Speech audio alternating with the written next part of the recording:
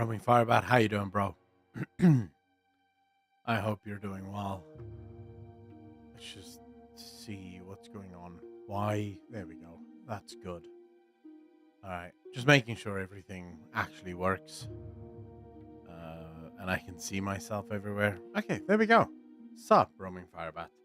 I hope you're doing well. I am. Yeah, whatever. Doesn't matter. Um. All right, there we go. There we go. What's been going on, Roaming Firebat? What have you been up to? Doing good. How was yesterday? Clean Oni, how you doing? Oh, it was really good. It was a really fun conversation. My voice hates me today, and I'm very tired, but otherwise really good. Elodie, how you doing? Um, it was super fun. It was such a cool conversation. So I think you've made enough coal for the generators and essay. I mean, I'm doing my part. Moni, I'm doing my part. How you doing, bro? Doing good, man. How about you? Sick. I don't actually know if this is part of the sickness that I had earlier, or if this is just sort of the aftermath. But I'm very drained. I like sort of. I don't know. It's weird. It's weird. Like my mind is just. I guess chill is the right word, but kind of like chill against your will. If that makes any sense. Howdy, how you doing? Long weekend, thanks to Easter. Oh yeah, Alderson. Um, gonna be moving the Baron's chat to Saturday. No. I will probably do Baron's chat still tomorrow. Tomorrow night. I wanted to move it to Saturday, but Saturday is the playoffs for League of Legends, and I don't want to be streaming during the playoffs, you know? I want to be watching that shit, so.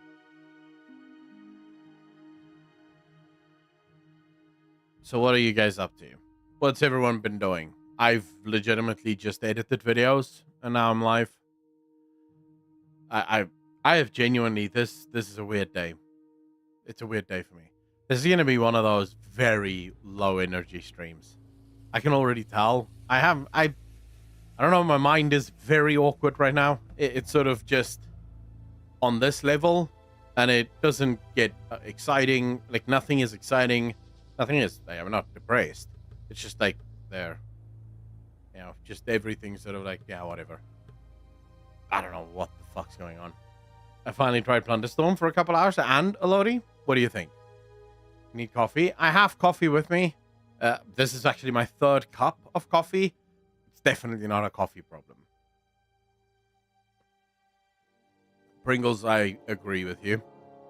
Oh, wow. I used to watch League Worlds back when Gambit used to play. They were my team. Yep. Moscow 5. I remember them. They were mine as well. Beautiful Man sells games. True, right? I mean, you're referring to the video that I made just now, right? It's live on the channel for those of you that don't know what the hell we're talking about. But yeah, effectively, I mean, Microsoft is about to fuck around and find out in the worst possible way just how badly things can go. Because the thing is, like, I don't mind if you want to do something big and bold and you think that making a specific change might actually be a very healthy and useful change for your game. There's nothing wrong with that, right? If you truly believe that not allowing, so for example, one of the rules from Microsoft is that your characters, your female characters, have to be dressed for the activities that they're going to be partaking in. So you can't have a female in a very sexy outfit doing a bunch of fighting stunts and stuff, because according to them, that's not appropriate to the activities that she's going to be engaging in. If you really think that is helpful, right, and there is an actual rationalization behind who you're trying to help and for what reasons, and it's true, I have no problem with that, right? Go for it. The problem that I have with Microsoft's move at the moment is I'm not entirely sure who it's for, right? Because Z Vengeance, how you doing, bro? Digitmark, how you doing? Because the problem is, girls, pretty much all of the girls that I've ever known, are oftentimes the ones making their characters more beautiful, right? So the people that I usually see spending time downloading mods that, sort of give them more options to make their characters more beautiful, or spending a long time building out their characters and in the character creator to make sure that their characters look exactly the way that they want, are women. I'm not saying that there aren't men who do the same thing, but overwhelmingly, girls spend a shit ton of time, even looking WoW, right? In World of Warcraft, who spends more time doing transmogs? Girls. Girls love collecting transmogs, and they usually collect some slutty ones, right? And they run around with very slutty outfits because they want to look sexy. They want to look, when guys collect transmog, they tend to go for the more bulky fucking beast mode, being able to run through a wall, for example, with the shoulder pads that they have on, right? So clearly, you saying that female characters are not allowed to be pretty and femininely dressed in your video games, who does it serve? Like, who are you actually making that change for? Because it's not for girls. It's not for guys. So why is the change happening? Right? I'm a huge believer in the free market doing whatever the free market does that is best for them. And what is best for the free market is whatever makes the most money. But if you are making a change and the change serves no one, right? No one benefits from this change in any way, shape, or form, then all that is left is that this is not a change that is good for the game or good for the gamers, but rather this is a politically motivated change. So from a political standpoint, you don't want pretty girls in your video games. And then your game's going to suffer. It's as simple as that, right?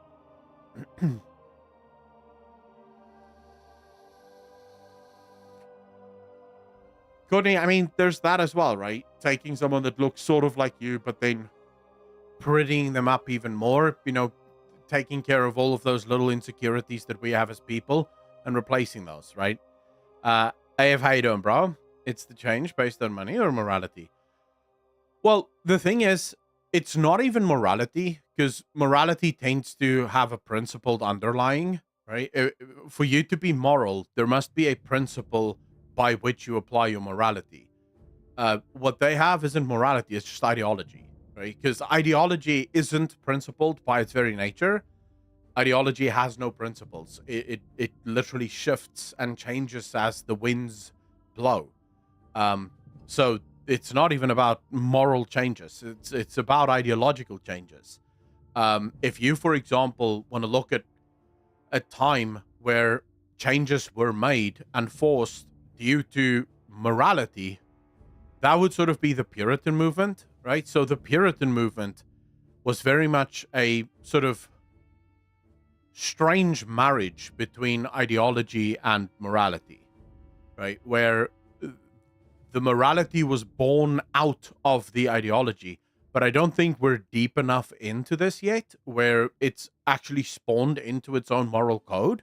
I think for now, it really is just ideological, because a lot of the people that are forcing these changes, I bet you dollars to donuts, they don't actually give a fuck about these changes. They're just doing it because some market researcher, somewhere told them this is a good change, right? Good evening from Asia Echo. Princess of Damascus, how are you doing? Welcome to the stream. Very happy to have you back. People should just stop buying games and move on. Pirate them if you have nothing else to do. Oh yeah, I think piracy is, I'm not allowed to say this, so let's just leave it there. But yes, do you think BlackRock have enough money to subjugate the free market? No, because I don't even necessarily think that it is. From BlackRock's perspective, I don't necessarily know if the dudes that run BlackRock and Vanguard, if they're even necessarily interested in sort of like changing the culture of humanity. I think they're interested in making money, and their perspective is, so you have to look at this from their point of view. Okay, so if you are, in order to understand why all of this is happening, you have to keep in mind what the underlying drivers of this is. So let's put this into perspective. We have a gaming industry that is becoming more and more woke, pushing all the time for more and more almost puritanical viewpoints and puritanical moral codes within video games, and at the same time becoming considerably more racist towards the core audience, in the West at least, right? So if we go worldwide, the overwhelming majority of gamers are Asian, because there's just far more Asian people than white people. I think white people make up something like between 8 and 10% of the world's population. So, but in the West, they make up a considerable cut. So if you're in BlackRock or Vanguard, right, you know nothing about video games, you know nothing about movies, you don't give a crap, right? Because you're a guy that likes to make a lot of money. You might be looking at things like Hollywood. You might be looking at things like the video game industry. And you might be saying to yourself, okay, wait a second. 8% of the world's population is white, and yet they make up 70% of our games. This means that we're losing out on 92% of the world's population playing our video games, excluding Asians, of course. But, even in the West, why is Africa, for example, not playing games? All stuff like that. And then the argument becomes, maybe it's because the games aren't inclusive enough. Maybe it's because the games aren't diverse enough. Now, from the point of view of BlackRock and Vanguard, this is a pure business move, right? They want to make more money. It's the only thing they care about. It's money, right? They're motivated by money. They just want to make more money. The real dangerous people, the ones that you and I will have a very hard time defeating, are the developers. And I'm specifically talking about the AAA developers, but even some indie developers, the ones that come out of universities. You see, because they aren't in it for the money. You see, so BlackRock infiltrates the universities, gets the universities to basically create this incredible activist class where the students become the activists. And this isn't new. The Soviets did this with Stalin and Lenin. Hitler did this with the Nazi youth. Mao did this with the Maoist youth. Young people are incredibly stupid and very easy to manipulate. Some of the most evil and egregious acts in Nazi Germany was committed by Hitler's youth. The same with Stalin and the Red Army, at least the youth army. I mean, Mao, the young people were absolutely super bad. In fact, what happened in both Russia and Mao's China, once Mao and Lenin and Stalin, those guys, once they took power, they actually locked up the youth. Hitler sent them off to go fight in wars. They locked them up. They put them inside the gulags. You see, because once you have the activists activated, and they're now activisming all over the place, it's very hard to put that back in the bottle, right? The genie, once the genie's out, you can't put it back in. And the problem with someone that has been manipulated to the point where the whole world is basically a political theater and their entire existence is defined through activism. Now, there's something much deeper that needs to be discussed here, and that is the human need for religion. Every society throughout the history of the world, no matter where you go, has had a religion. There is no such thing as a completely atheist society throughout the history of humanity, right? Some had multiple gods, some had hundreds of gods, but they all had deities that they worship to and that they pray to. This suggests to us, at least, that religion is a core function of our psyche. Humans need religion. We create religion and we need it, right? It's sort of part of our biological makeup. Without it, we cannot function. Because why else then? Because if we didn't, we would expect to find at least some societies that didn't have it, right? Throughout the history of human existence, we would expect some of these societies to not be religious at all, and we do not find that. Even nowadays, we can see that with the new atheist movement. These are atheists that have become religious in their atheism. And we're seeing it with these young students, right? They have no religion. And as a result of this, their activism, their politics becomes their religion. If you listen to how activists speak, it's very much this us versus them approach, the mentality of religious folk, right? If you're not with us, you must be against us. And there's the condemnation, there's the sin, the mortal sins, there's the punishment for sin. The one thing that they obviously don't have is the forgiveness, right? The mercy that comes from it. But when you look at this whole activism class from students in universities, particularly in America, but it's starting to happen all over the West, it's very Judeo-Christian in nature. If you look at the things that they hold in incredibly high regard, it comes straight out of the Bible. You can literally go to the Bible and find a lot of these rules. Of course, in the Bible, all of these rules are underscored by one fundamental pillar, and that is mercy. So yes, we are full of sin, and yes, we do a lot of bad things, but the mercy of God is what saves us. They don't have mercy. So the only way for you to be saved is to be destroyed. And, in the past, they would burn people at the stake. Now they burn you in the public square, right? So they completely cancel you, completely destroy you online. These are not people that you can reason with. These are not people that you can change, because you'd have to explain away their God, right? And politics is their God. They have married this thing. So eventually this will become a problem for even people like BlackRock and Vanguard when they finally realize that this isn't actually translating into money. They're losing money as a result of this. They're going to want to revert back to a place where they were making money. And what they'll find is these developers, these activists, have no interest in reverting. The world is at stake, right? And if they don't act, it's over. When they tell you that they hate or that white men is the problem, they mean it. They're not just saying it.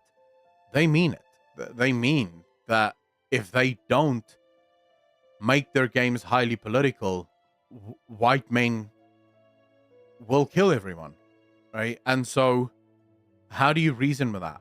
So the people that we have to be afraid of isn't Vanguard or BlackRock. They are evil companies, make no mistake about it. And they do have plans for increasing their portfolios tenfold. And the way they want to increase their portfolios is by conglomerizing all of the gaming industry into a couple of companies that makes it much easier for them to make all the money in the world. If you look at BlackRock's investment strategies, they invest in both Coke and PepsiCo equally. They literally invest in the two biggest competitors on the market equally. Why? Because they don't care whether Coke sells more or Pepsi sells more. They know both will sell a lot because they basically own the soft drink market. And so they just want to make money, So if Coke has a bit of a bad split, a quarter, and Pepsi has a great quarter, they're still making money. They don't give a shit. This is the same thing for the gaming industry. Their ultimate goal is to unite all of the gaming industry under 3, maybe 4 corporations that they can invest in, and then they can make as much money as they want to, really. Of course, this means that they have to make money now, and they're not just going to throw money at the problem. So they are evil, but they're not our true enemy, at least not right now, because they will follow the money. The activist developers are the ones that we're going to have our hands full with. They're the ones that I'm most scared of anyways. That's why they blackmail those who don't comply. True. Voicey, how you doing, bro? So basically, this woke movement is like a cult. It's not so much a cult, because the thing with cults are highly irrational. And oftentimes with cults will have one leader, the cult leader, who is sort of like the messianic figure, and everyone follows the leader, and this is not quite that. It is more a religion. Cults is oftentimes not even so much about religion as it is about manipulation. Whereas this isn't manipulation. These people aren't manipulated. They believe what they believe, and they believe it fundamentally because they have no understanding of the real world or of real history or anything of that nature. So it is definitely far more political and religious than it is cult. Jake, how you doing, bro? I'm glad you enjoyed it. Very glad you enjoyed it. Charlotte, how you doing? Also sort of dependent on a leader, yeah. And there is no leader here, right? And that's why you see one of the hallmarks of this type of religion. Because remember, the problem with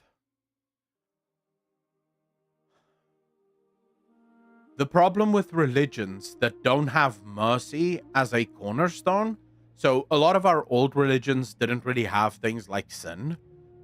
You go back to the Roman gods or the Greek gods, you could pretty much do whatever the hell you wanted, right? The gods didn't really give a shit. As long as you worshipped to the gods, they couldn't care less. The Vikings, pretty much the same thing. As long as you were willing to go to war, they couldn't care less. Obviously, our monolithic religions or mono-religions like Christianity, like Islam, these are religions that have sin, right? And sin is how you remove yourself from God or remove God from you. And in those religions, sin lead to the ultimate death. But if you, at least for Christianity, Islam is a little bit weird in that regard, because there are some things that you can receive mercy for and other things that the mercy is you being thrown off a building. But in Christianity, at least, if you apologize or if you confess your sins and you ask for forgiveness, you are forgiven, right? So that's the mercy component of it, which is the thing that stops it from becoming absolutely tyrannical. It doesn't mean that there's crazy people that can turn anything into a tyranny, and Christianity has been used as that. But ordinary Christians, most of them, don't run around, stoning people to death in the streets anymore, because that's not your right. You're not allowed to do that. But once you remove mercy, if you were to remove mercy from the equation, it becomes a very dark religion very quickly, right? Because if you sin and there is no forgiveness, no way of being forgiven for that sin, oh boy, right? That's bad. Like, how do we deal with that, right? And that's what this is. It's a religion with no mercy. It has sin, right? It has sin. There are specific ways in which you can do a lot of things wrong, and there's no forgiveness. There's no mercy. So the only way for you to be excised, Sebi, how you doing, bro? How was your stream, man? You guys should have heard Sebi's stream today. It was wild. Like, I've never played Final Fantasy games except for 14, but it was the weirdest shit ever. But how does it end, right? It ends with you having to be killed, right? And while they don't kill you in real life, at least not yet, they do murder you online, right? That's where all the cancel campaigns come in. They absolutely assassinate you because you are a heretic. And how should heretics be dealt with? Well, go check out Warhammer 40k to see that, So yeah, pretty much cancelled.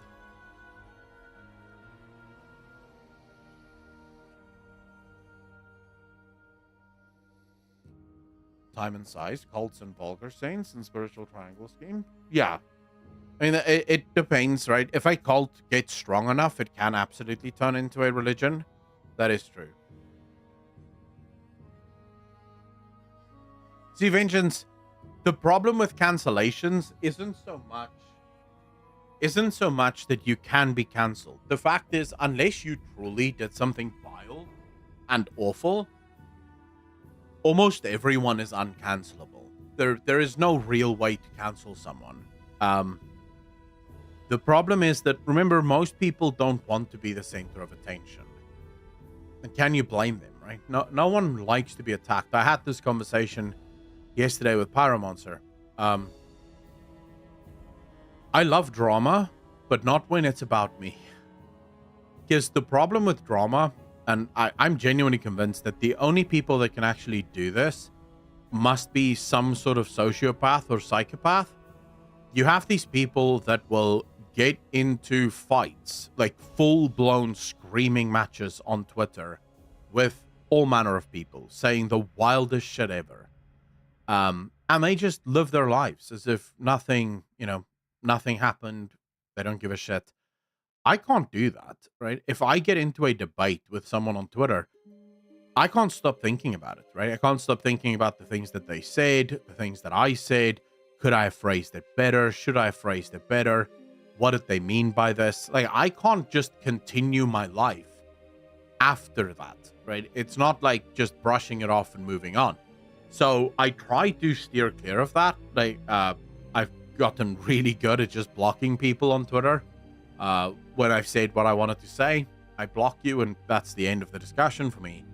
But you do have people who, they're afraid of being cancelled. And so they sort of silence themselves before it even gets to it. Because you can't actually cancel someone. But if someone is afraid of the publicity that it would bring, they might cancel themselves. And that's the hope, right? That people cancel themselves. Because think about the end of every single cancellation campaign thus far. It was the target that eventually left the platform. It wasn't them that somehow succeeded in pushing the person off the platform. It was the target of that campaign willingly leaving because they could no longer deal with it. Nico, how you doing? Saven, how you doing? Saven, yeah, I'm a third-party drama enjoyer. I like when there's drama. I just don't want the drama to be about me. Time to start beef with you on Twitter and then praise you in all the responses so you can't stop thinking positive things. See, Vengeance, that generally doesn't work. It's sad, but the opposite does not work. If someone pays me a compliment, I don't spend the next hour or two thinking about the compliment. It makes me feel awkward in the moment, and then I just move on. But yeah, if I'm fighting with someone, that will stay with me for like 24 hours, like minimum, while I'm thinking through everything and how things work and what did I say, what did they say, what did they mean by this, how could I respond better. It's a whole thing. We're kind of wired to spot the bad stuff way more than the good shit. True. That is true, right? Did I see the new Alien trailer? I did not. No. For a movie or a game?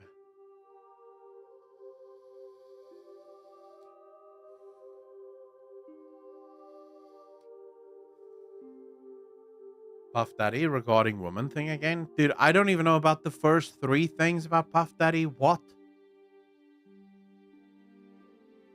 What happened there?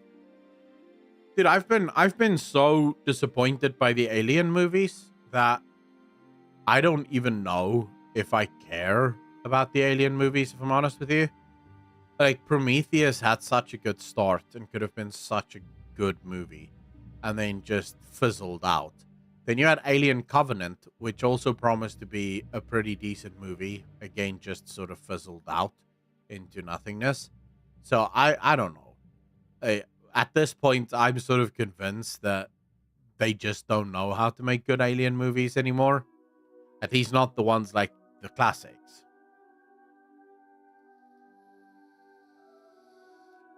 CGI Xenomorph. Sebi, you cannot tell me that the original Alien didn't have you scared. Like, that is complete and utter bullshit.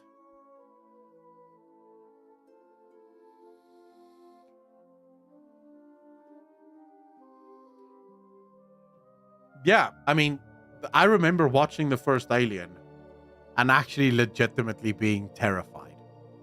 Like, that shit was scary, bro. That shit was wild. I'll check it out. We can't watch it on stream, sadly, because, well, YouTube doesn't allow that. But I'll check it out after the stream. Be happy to. The thing is, a lot of unknown factor is out of the bag. Charlotte, what do you mean?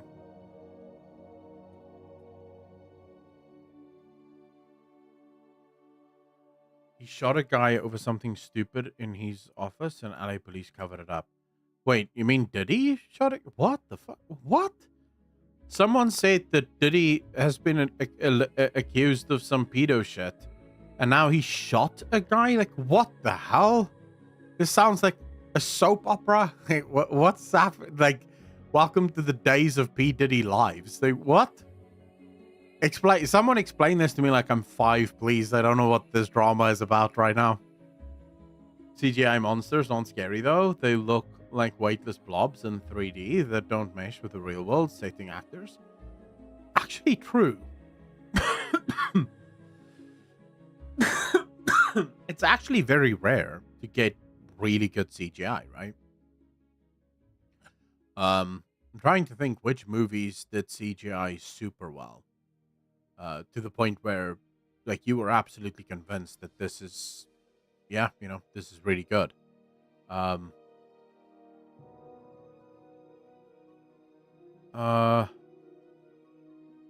Sex trafficking and abuse. 3 of his were raided by the FBI. That's all I know. Ah, so P. Diddy might be a bit of a weirdo. Well, who would have guessed? He's famous, and he lives in Hollywood. Of course, he's a weirdo. Like, that does not surprise me. At this point, if it's an actor, they're most likely scumbags.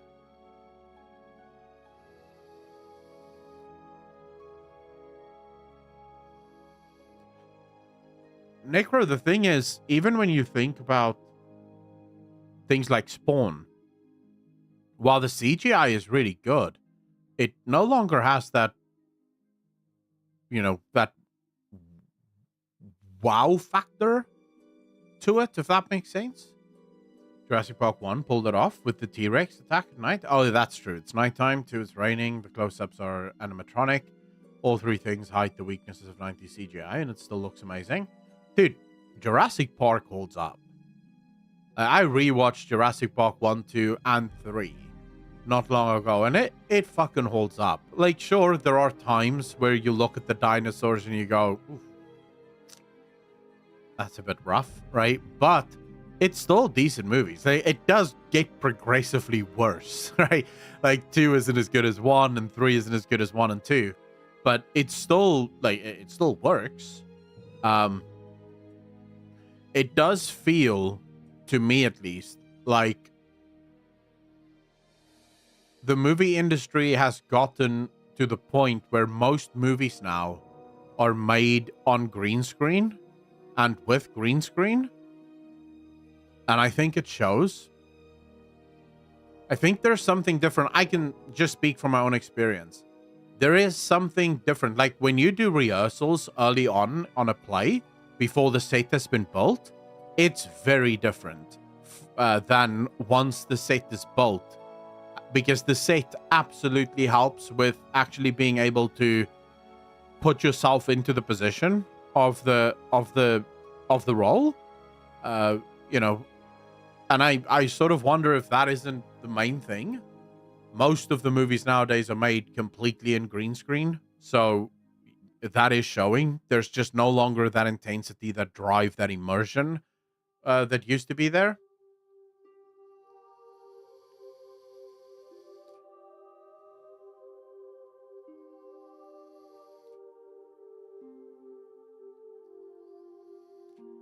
Yeah, we are getting a Warhammer 40k movie series at some point.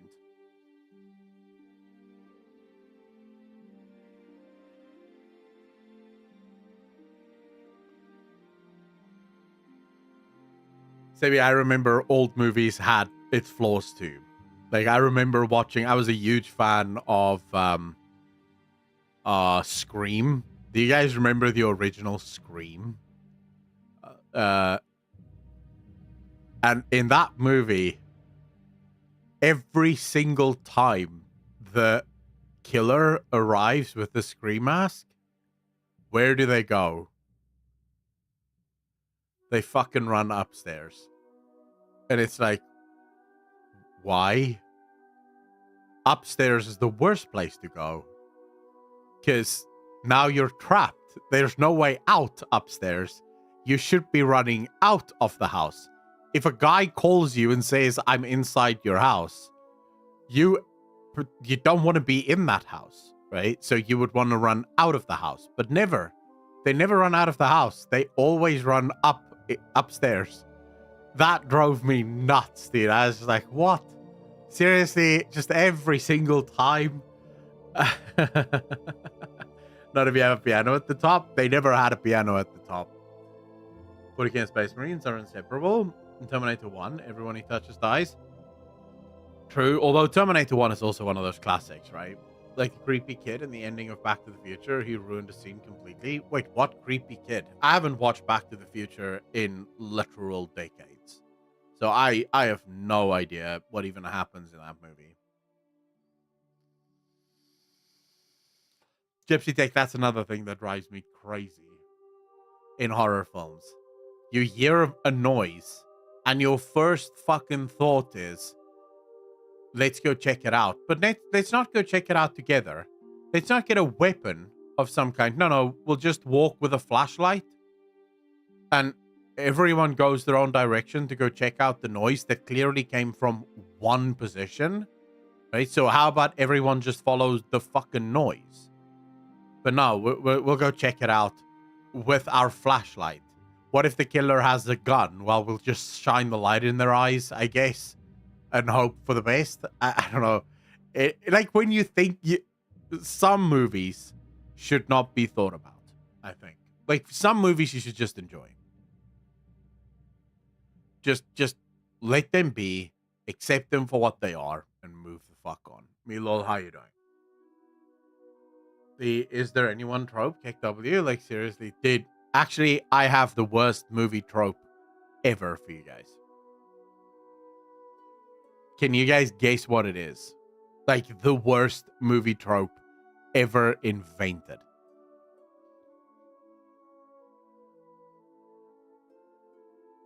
What would you say it is? Athletic dudes do against one middle-aged boomer with a hook?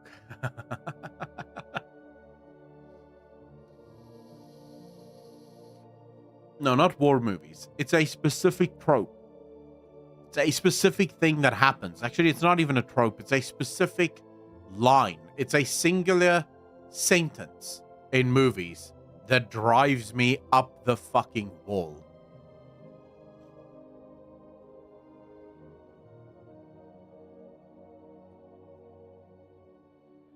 No. The line is, it's not what it looks like. Bro, the amount of times I've been triggered by that fucking line. Something weird happens, and this girl falls into your lap, and then at that very moment, your girlfriend walks in, and your first words are, it's not what it looks like. The fuck kind of words are that? Like, just explain yourself. That's as easy as it is, but no, they never explain themselves. Never. There's never an actual explanation. There's it's not what it looks like. Stay away from me. And then that's it, right? And now they're broken up. And you're like, dude, if you took the time to just explain rather than say, it's not what it looks like, the movie would have ended. Roll scene, it's done, roll credits, happy ending. They sorted their problems out. But no, it always has to be this wild fucking thing that could have easily been avoided by the guy just actually saying what happened. But no, we always have to watch 90 minutes of this guy fumbling around and then the girl eventually learning from someone else that it's not what it looks like. It's never the guy also that proves that it's not what it looks like. It's someone else informs the girl that it's not what it looked like. And say, oh my fuck, really? Really? Every single time? Like, do you guys not know how to write anything else? Is that the best line? It's exactly what it looks like. Correct answer. Hey, if it is exactly what it looks like, then that is a good answer.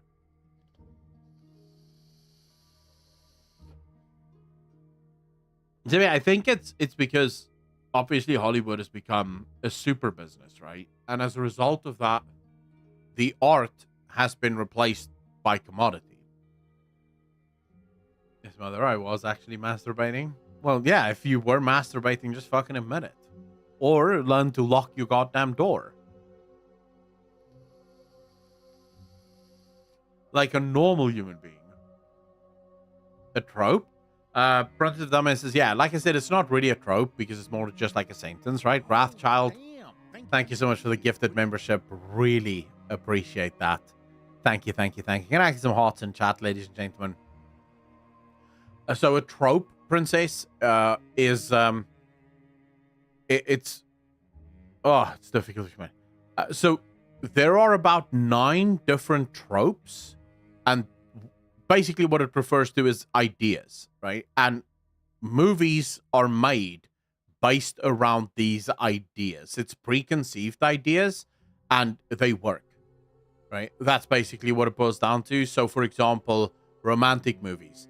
Boy meets girl, something goes wrong, they break up, they meet back afterwards, right? And then love forever after. That is a trope. It's a blueprint. And it's a trope because when tested, it's one of the few ways in which it works for the audience. The audience likes that, and the audience knows how to vibe with that shit. That's what a trope is. For example, in action movies, the trope is usually take Rocky, for example. That would be sort of an action hero sort of movie, and it's one of the perfect ones. The hero is really good, but down on his luck. Life is kind of falling apart, but he's a good person. Then he gets his ass kicked. Getting his ass kicked pumps him into action.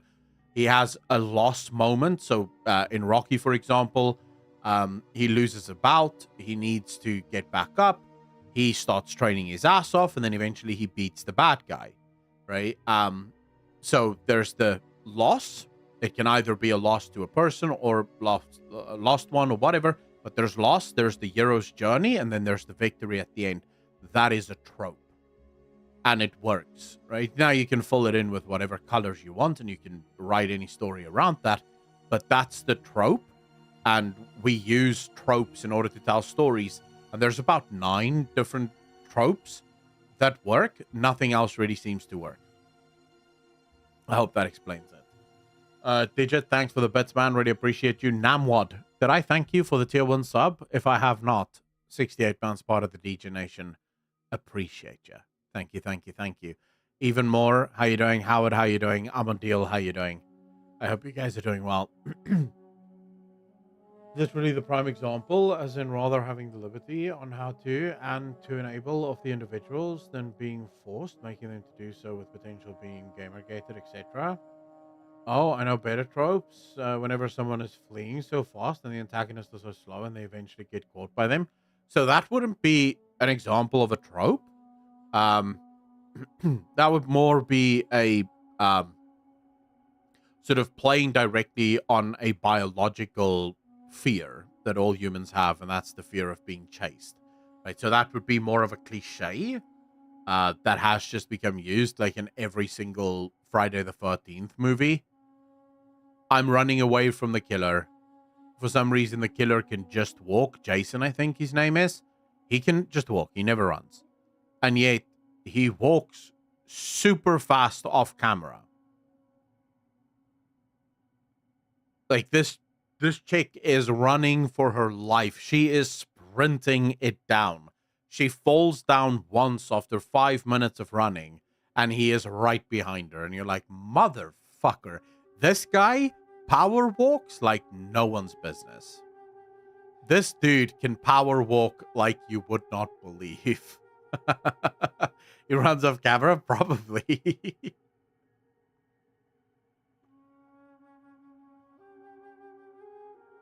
It walks? You can run to an airport, fly across the country, and the second you get off the plane, Jason will be waiting for you. Just the rules. Yeah. Oh man, but I wonder if those would still work today. They worked back in the 90s and the early 2000s. Do you think movies like that would still hit today? Obviously, you don't watch scary movies, but I would be interested to see that.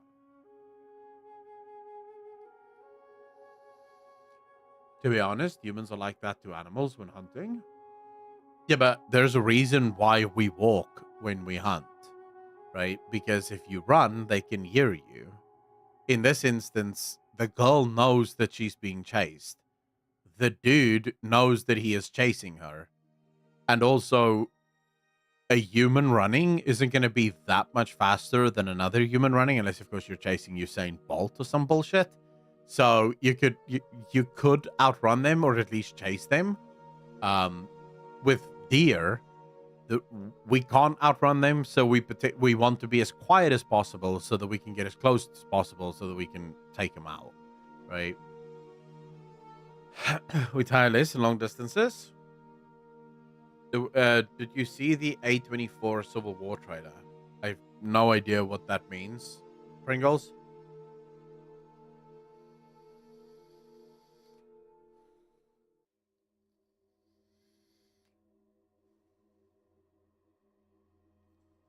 Oh, you know what movie, when I was little, scared the shit out of me? And when I rewatched it not long ago, I just realized how stupid a plot that movie actually was. The movie Piranha. Like the original Piranha movies. Dude, the plot of that movie is stupid as fuck. There's this lake, and piranhas get into the lake and start eating people. They know that the piranhas are eating people, and yet somehow there's constantly someone that finds themselves in the fucking water. It's like, bro, if you know that there's piranhas there, why are you going out on the boat? Like, are you stupid? Like, why are you doing this? Just stay on shore where the piranhas cannot get you. It's as simple as that. You don't need to go into the water. Not a good mix while you in the water and unseen or seen things in it. True. I hate things I cannot see in the water.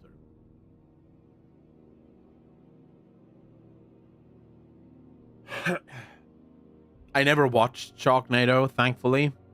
Uh, yeah, so I can't really comment on the storytelling of Sharknado. Dude, that's actually unironically something that I still want to do. Fish with dynamite. We don't really do that here in South Africa, but I think that shit would be fire. Just throw in a dynamite stick and see a bunch of fish pop up. Like, how could that not be fun? Playing with dynamite, how can that not be fun?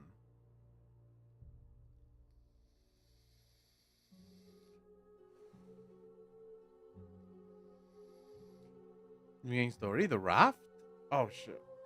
Dude, Stephen King, in my opinion, has gone downhill like crazy. His movies or his books at least, used to be really good. But lately, it just feels like every single one of his books is just garbage. At least to me. I say lately, I mean like the last 10 years plus. Last good, really good book that got turned into a movie from Stephen King was It. The original It. That shit was scary. Got a friend who builds homemade bombs. Could technically ask him to go fishing with him. Is that legal? Like, Howard, can you... I don't think you should say that. You're FBI agent that just took notice of this shit. Yeah, I don't think you should have said that on stream. That's a weird thing to say on stream, actually. All right, I guess. Good luck, Howard. Rustic, how you doing, bro? I watched your Microsoft Goes Woke video and just curious if you think it's the future for everyone like Nintendo, Sony, or is it just this time? Um, it depends, right? I know that it is for Microsoft. Sony seems to be in a similar position with some of their content. Square Enix, basically all of your AAA companies, I think, is at this point where this stuff will happen. I don't particularly know though. I don't know how deep it goes, if I'm honest. We'll see. We're uncovering like literally daily on Twitter a bunch of stuff about all of this woke bullshit in video games. So as soon as I know, you'll know. I promise. I won't not make those videos. I like making those videos. They're fun to make. Um, yeah, the Black Gold Gamers video is coming in about an hour. That one goes live in an hour.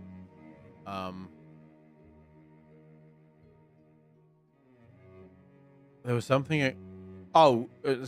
People keep talking about something Hassan did. Can someone link that to me, please? Like, what did Hassan do?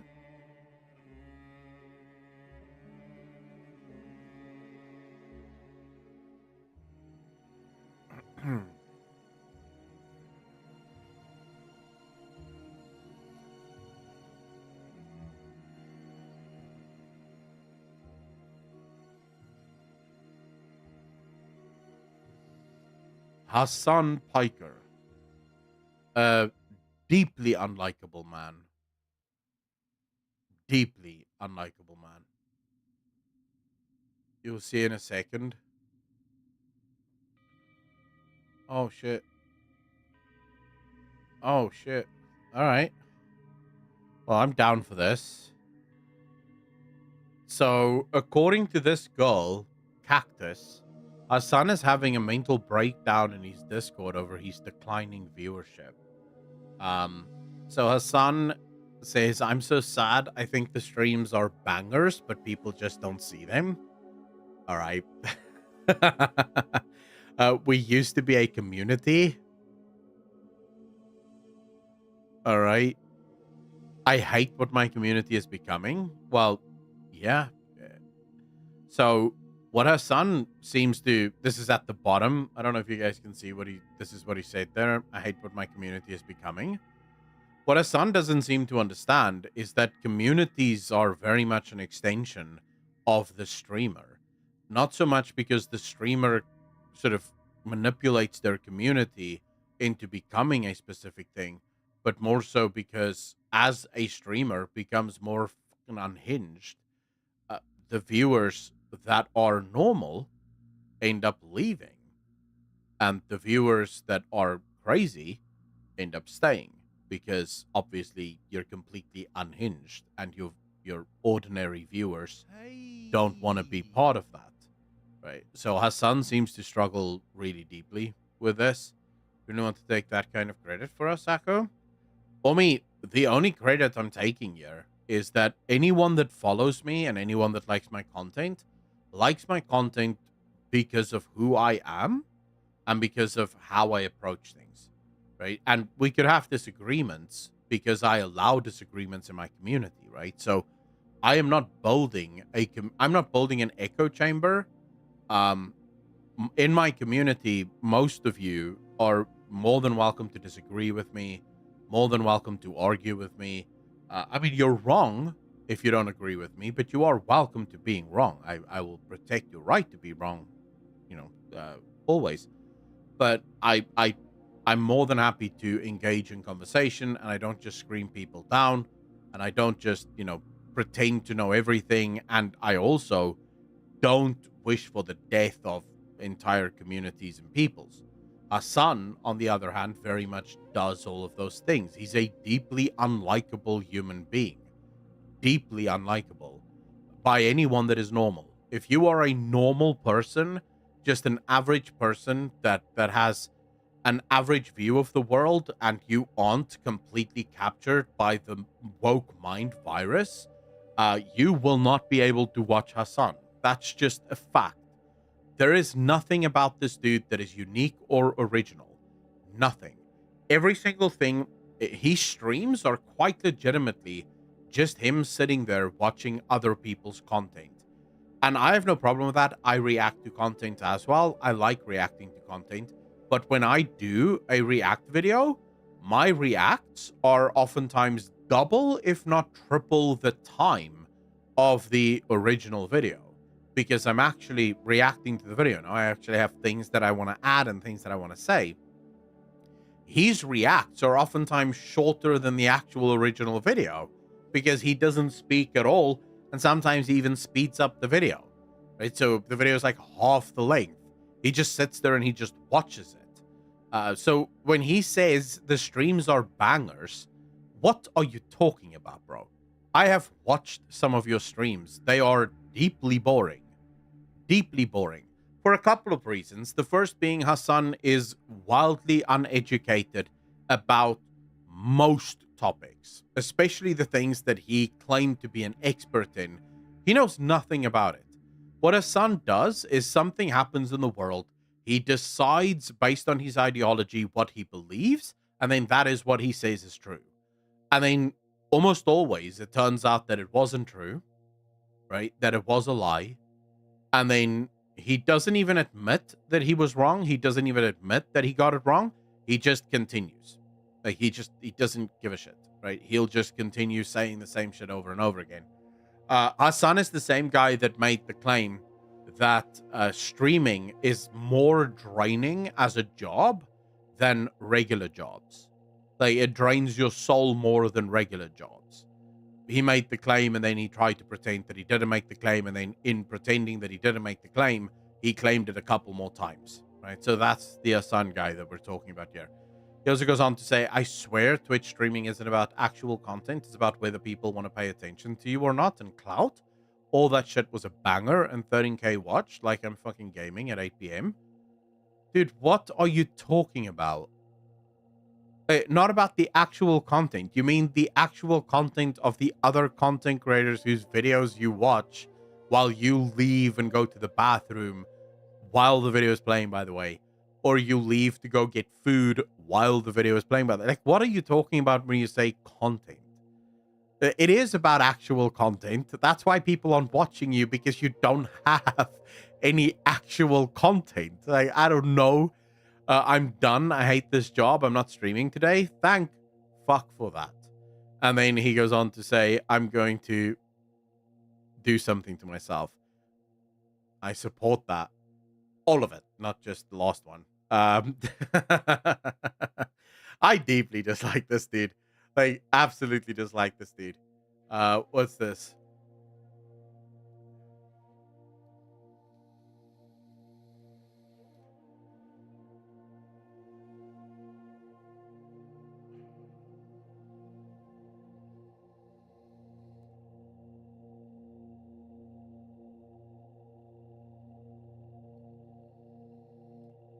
I mean, it's certainly a thing. It's not a thing anyone should make, but it is a thing. I mean, all right. I mean, yeah, let's go. I mean, America has gone a little bit too far. I'm trying to find something for you guys. Oh, what's his name again? Here we go.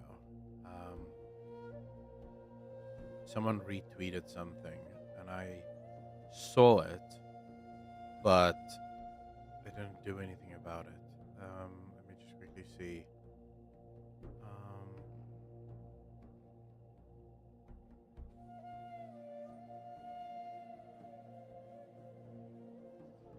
Come on, man.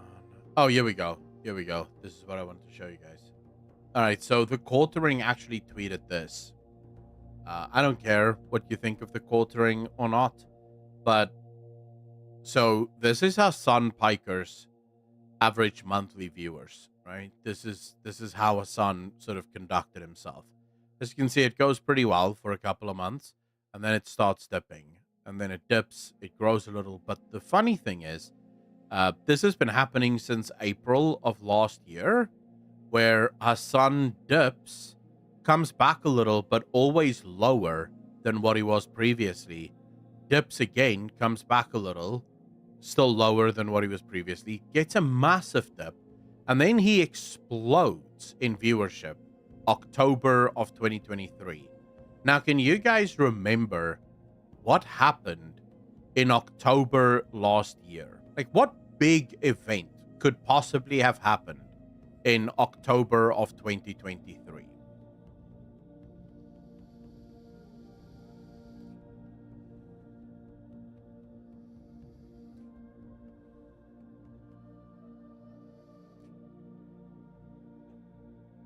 October 7th, Hamas attacked Israel, right?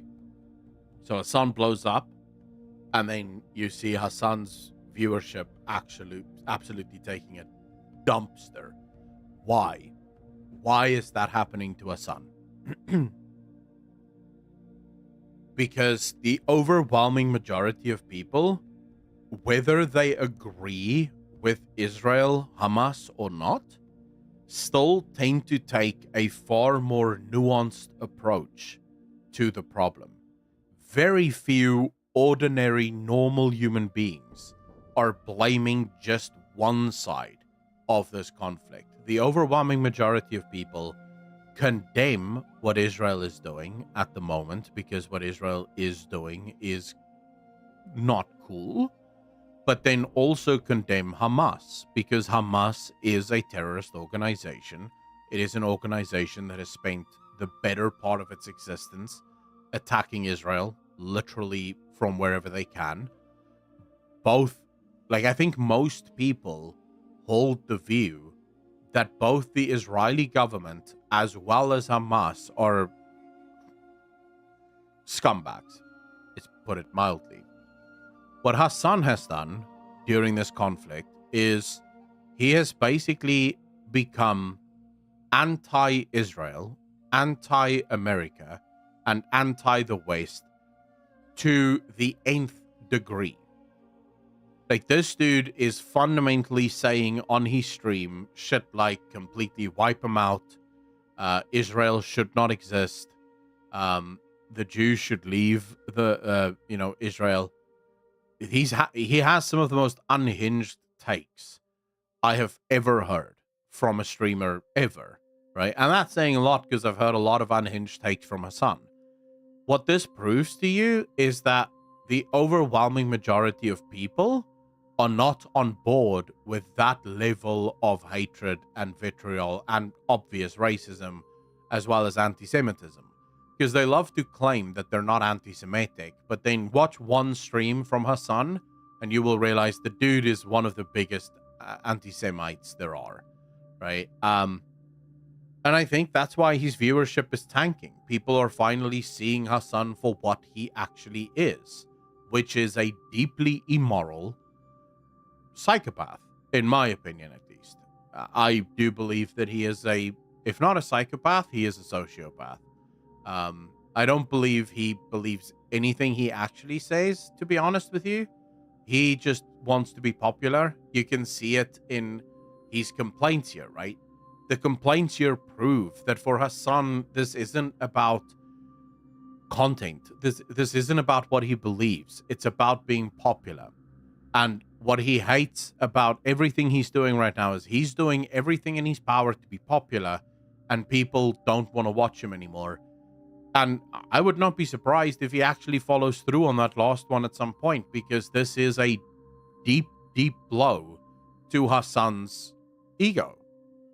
The dude is all about his ego. Streaming is his life. It's everything he is, because it made him famous. And it's sad for him that he's sort of sinking into irrelevance, but it was always going to happen. The overwhelming majority of left-wing streamers have an incredibly small community to begin with. Hassan managed to capture most of that community, and now he's starting to lose that community, as a lot of the people that used to watch him was perfectly happy with him hating America, because they hate America too. They're perfectly happy with him, hating the right wing because he hates the right wing too. What they're not okay with is him openly calling for genocide. Right? That they're not okay with. That is a bridge too far even for them. Oops. Should probably not speak about bridges. Um, I still don't quite know what happened to that fucking bridge, but I know there's a bridge involved in some massive bullshit right now.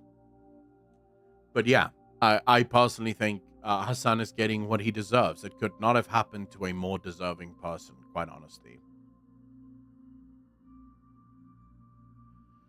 Unhinged, but also the general. Well, Charlotte, the thing is,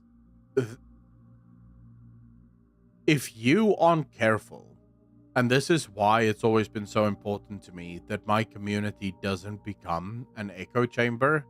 It's why my friends are very honest with me about everything, and I welcome that, even when it's hard to hear. Because your ego doesn't want to hear that you're wrong about stuff, right? It's never fun for anyone to hear that they're wrong. But the reason that it's good to have people in your life that is willing to tell you you're wrong is because if you live in an echo chamber, the problem is that you and your community starts pushing and pulling each other further and further away from the truth, right? Because you're in your echo chamber. So when you say something, your viewers, the ones that agree with you, love that, right? And they support you even harder. The ones who don't agree with you leave or are pushed out because you ban them.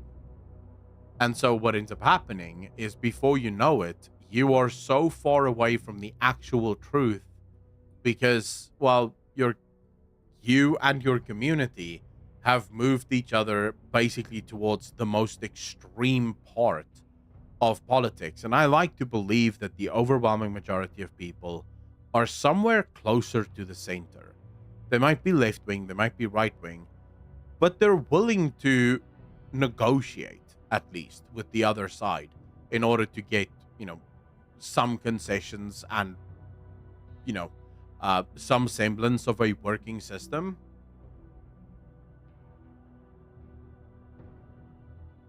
Morning, love you too, bro. Great echo chamber.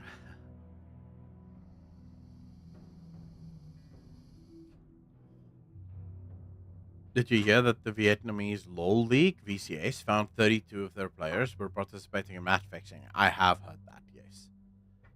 Turns out the LoL players in Vietnam do not give a fuck about actually winning and instead just want to make money. I heard about that, yeah. Wasn't that league cancelled now, though, by the way? I heard somewhere they cancelled the Vietnamese league. Because it's become such a cesspool of cheating.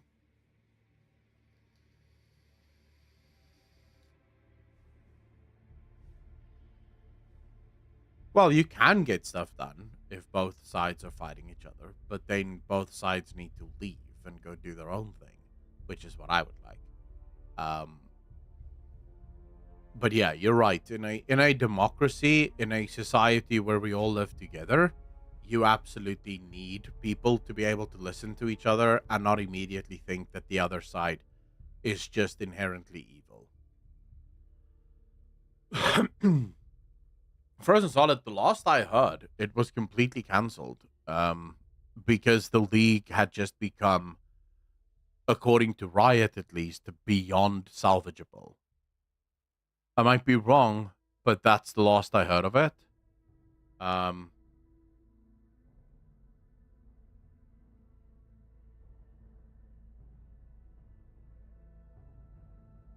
hmm.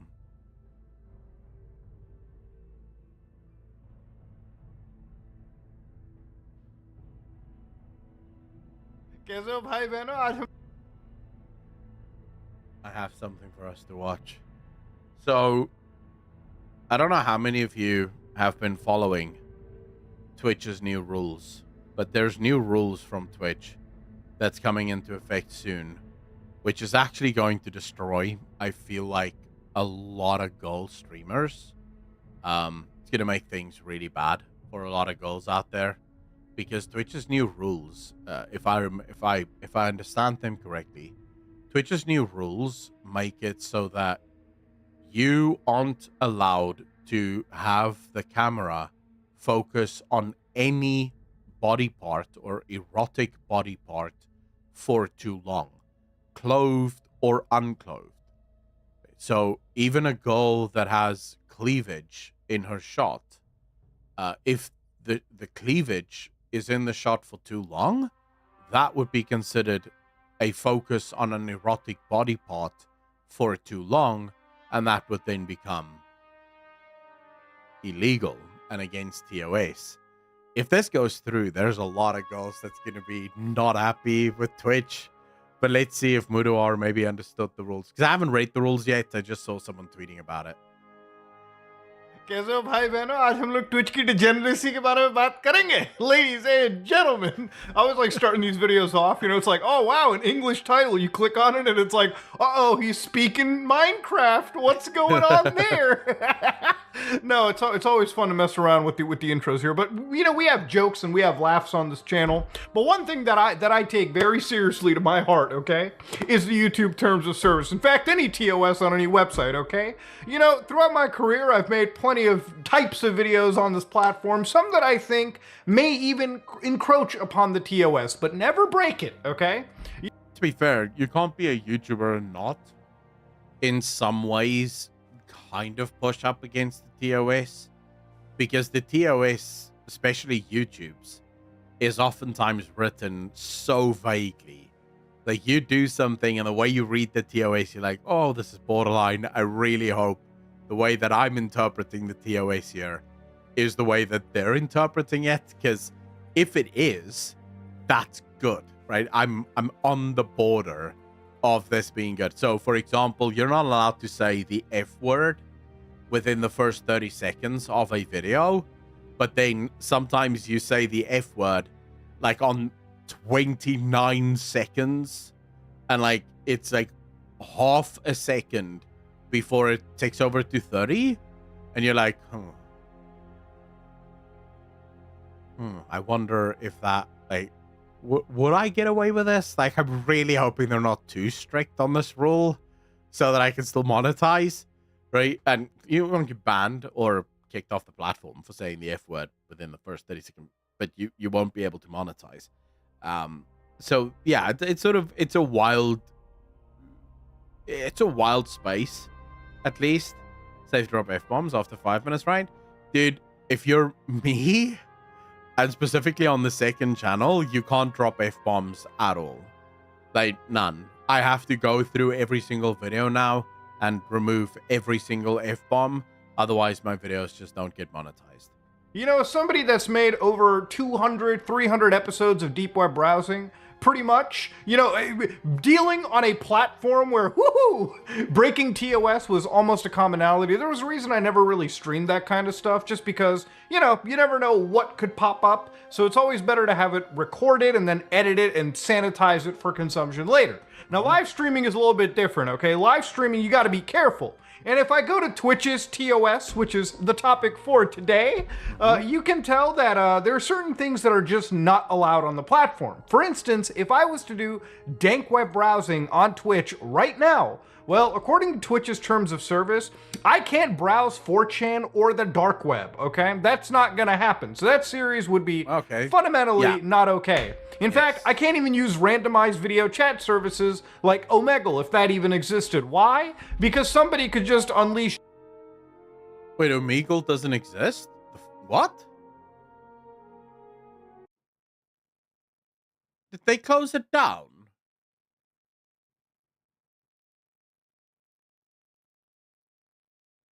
I don't know. I've never been on Omegle, but I remember, I think, when was this? I was in college or just after college, and I came home once, and my cousins, my brothers, were hanging out on Omegle, I think, just sort of having a laugh at shit. That's the one time I've heard of it. Oh, and some friends of mine in college used to do that, and I could never understand what's the point. Like, just speaking to random people on the internet never made sense to me. Like earlier this year or something. All right, so it is shut down. Okay, it kind of makes sense. I don't know what their business structure would have been like. Like, how would you make money with something like Omegle? Dong Force 2024 right there on the screen anyway. So some things make a lot of sense. But you know what doesn't make any sense on Twitch? Nudity. All right, now in the last, I would say, several years, Twitch has basically gotten this reputation of basically being like a softcore website, okay, where you can. Well, he's not wrong, and that is because every single time Twitch comes up with a TOS update, the goals on Twitch literally change up their strategies and start pushing the TOS again. And oftentimes not even pushing the TOS, not even pushing up to the TOS, but blasting past it in absolute fashion. And it is Twitch's own fault. None of these TOS updates will literally do anything until Twitch learns that rules without enforcement isn't worth shit. It doesn't matter. This is why, for example, I am 100% against a ban on drugs. Because it's fine, right? It's fine in principle for you to say drugs are illegal. But if there's no real way of enforcing it, then it isn't illegal. You just shouldn't get caught. But if you have no way of enforcing a law, why the hell have the law in the first place? Because you're just tying up the police with nonsense while they could be out sorting out real problems rather than this problem that is clearly not going away. Guradas, how you doing, bro? And this is the problem that Twitch has.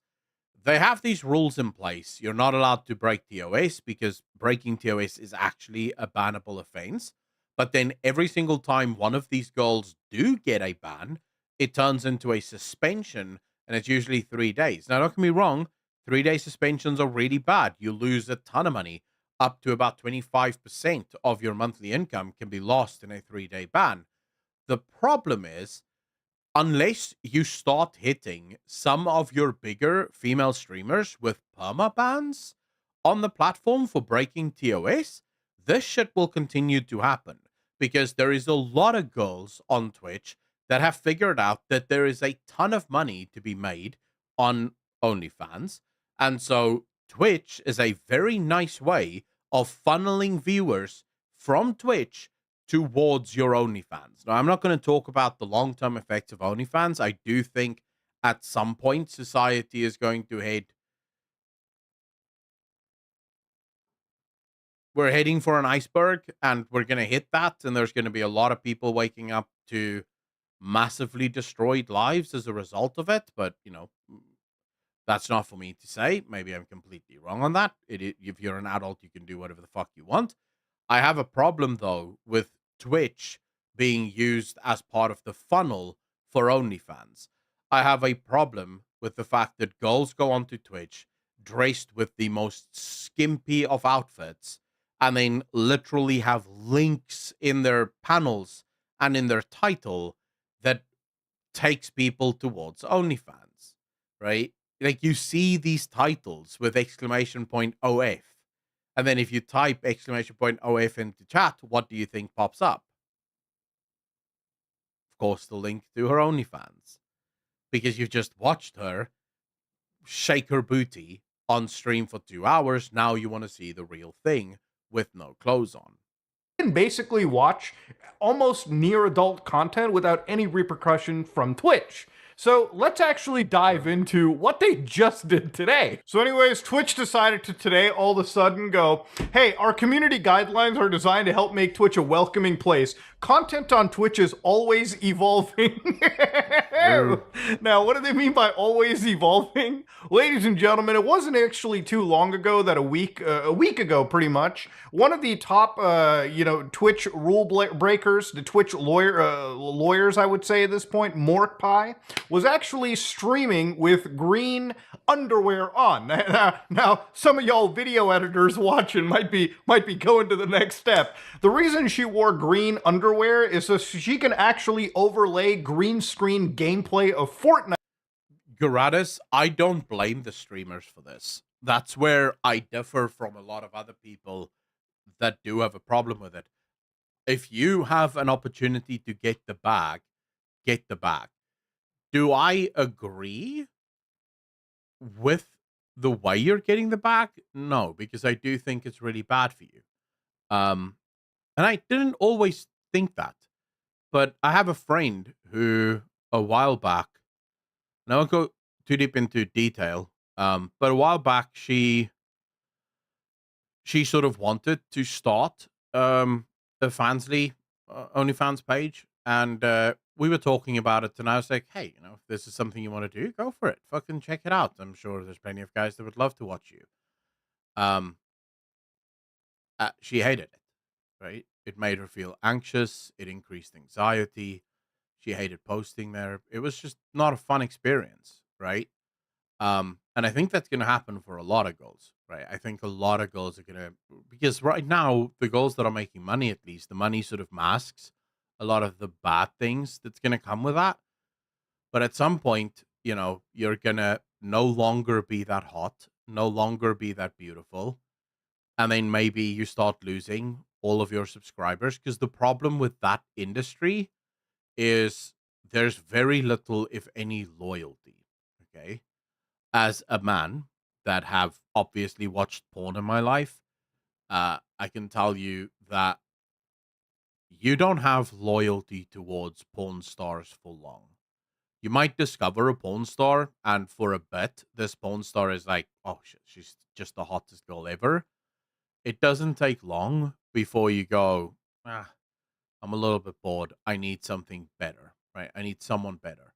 And that's really the problem with this. It is, once you're in it, you have to continuously evolve and start doing worse and worse things in order to remain relevant to your audience. And at some point, you will just become irrelevant. Then you have to start entering the real world. And this is where I think things get wrong or go wrong very quickly. I have no problem with an adult wanting to go into the porn industry, wanting to go into any industry, and if that's your choice, go for it. But at least when we were talking about the porn industry, this was a difficult industry to get into, right? Not everyone would make it. Even if every girl wanted to become a porn star, they would only take the cream of the crop, because obviously they're not going to waste their time filming some, two-bit bitch that isn't going to sell movies. Whereas OnlyFans have made it possible for everyone to start one. And I am almost willing to bet that most people won't be able to handle where that goes. So from that perspective, I'm not a fan of it, but I will never judge it, because you're an adult. You can do whatever the hell you want. It's not my job to tell you that you're not allowed to do it.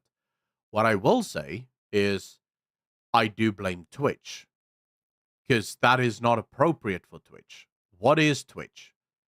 Twitch is about video games, right? And lately, it's also morphed into a just chatting place where people talk and they react and they have fun. It is not and has never been a porn site. It has never been even a porn site, a light porn site. It has always been a place that is gaming, or at least gaming adjacent. This is not it, right? And this is the kind of stuff that I have a huge problem with. Not with the girls, get the back, it's your back to get.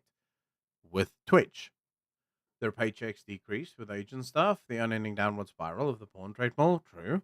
I've never been on OnlyFans or given money or time. It is a personal choice and consequence of life. Goratis, yeah, I mean, I have no problem with that. You all know my philosophy in life.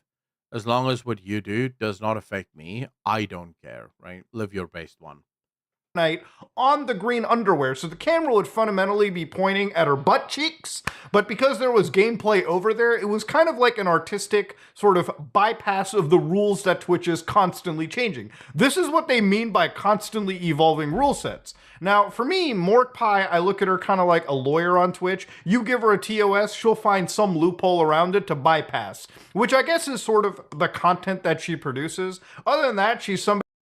Hey, Big Thulu, the problem is that cultures don't really change that much. Not as much as people want to think. Young people tend to do very stupid things because they're young and they're rebelling and they're pushing against the boundaries and whatever those boundaries may be. But eventually, young people grow up. Now, when I was growing up, the most stupid thing you could do is go out, get absolutely sloshed, and fall over a couple of times. There was no real internet. There was no real, like, even with the advent of the internet, there was no social media. There was no OnlyFans. There was nothing really so stupid that you could do that it would haunt you for the rest of your life. The problem is that OnlyFans is filled with girls between the ages of 18 and 22. This is when most people are still cognitively developing. And by the age of 25, the things that you did when you were 18 isn't going to be the same things that you still want to do. And now you've done something that is irreversible because it can't be taken off, right? Once it's on the internet, it is on the internet. If you're very lucky, no one ever made a recording or saved any of the pictures that you took. But that means you got lucky. If you're normal and no luck involved, there is a good chance that even if at 25 you regret doing it, now the whole world knows because your pictures are everywhere. They're freely available for anyone to see, and there is nothing you can do about it. Right? That is just the game now. Moderating on Twitch 2012 in the beginning, my streamers shouldn't even leave the stream for half an hour without gameplay. The rules change so much. Thurkart, very true. Very true. Imagine if your kids' classmates find out your videos and show it to them.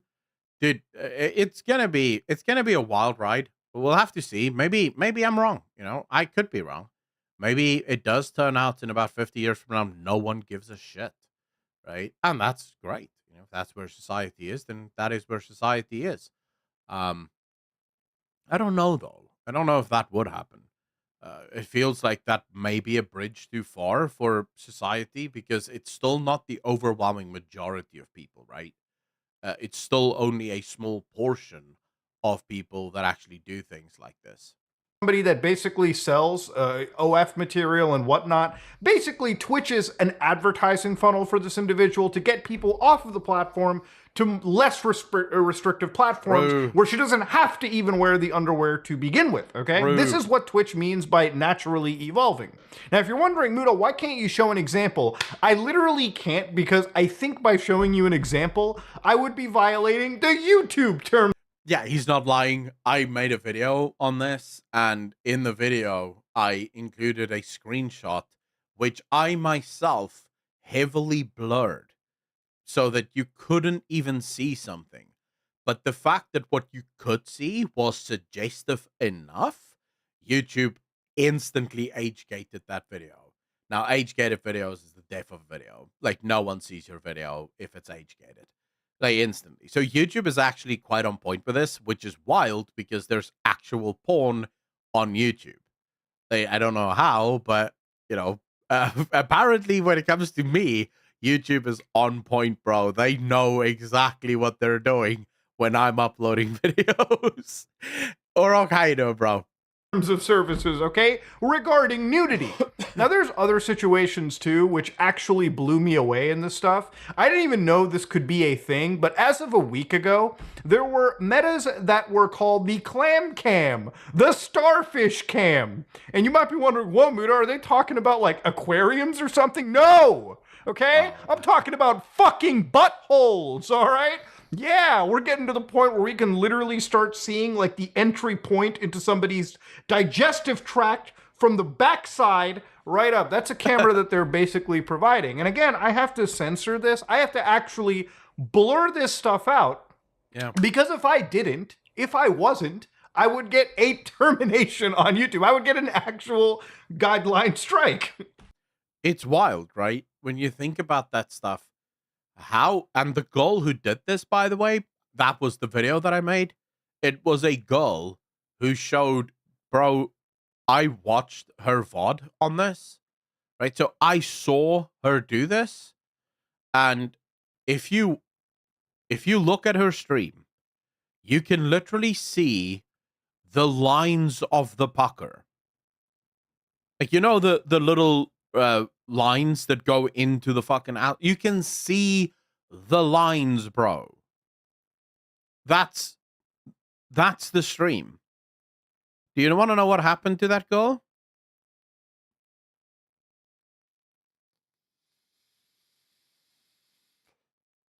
3-day suspension. This is what I mean when I say there is no enforcement of these rules. Because guess what happens to that girl now that she is back? She comes back to twice the amount of viewers. So all the money that she did lose during the 3-day suspension, she's making back next month, right? And most likely, she has a ton of new people on the platform that she actually cares about, which is OnlyFans. Because this is what Twitch doesn't understand. These girls that are doing this, Amaranth have said this openly, publicly. She couldn't care less about Twitch. Twitch's money doesn't matter to her. Wrathchild with the 5 community subs. Really appreciate you. Can we get some hearts in chat, ladies and gentlemen? Thank you, thank you, thank you. Because where she makes most of her money, and if you wonder whether or not Amaranth makes money, she makes over $1 million a month on OnlyFans. Amaranth have said 100% she couldn't care less about Twitch. Twitch serves one purpose for Amaranth, and that is to funnel viewers into Twitch.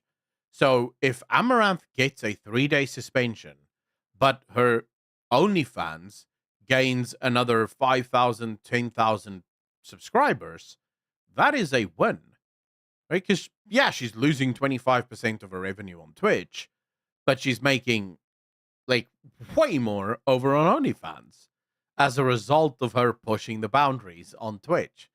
And that's why, unless Twitch starts perma-banning these streamers, this will not end.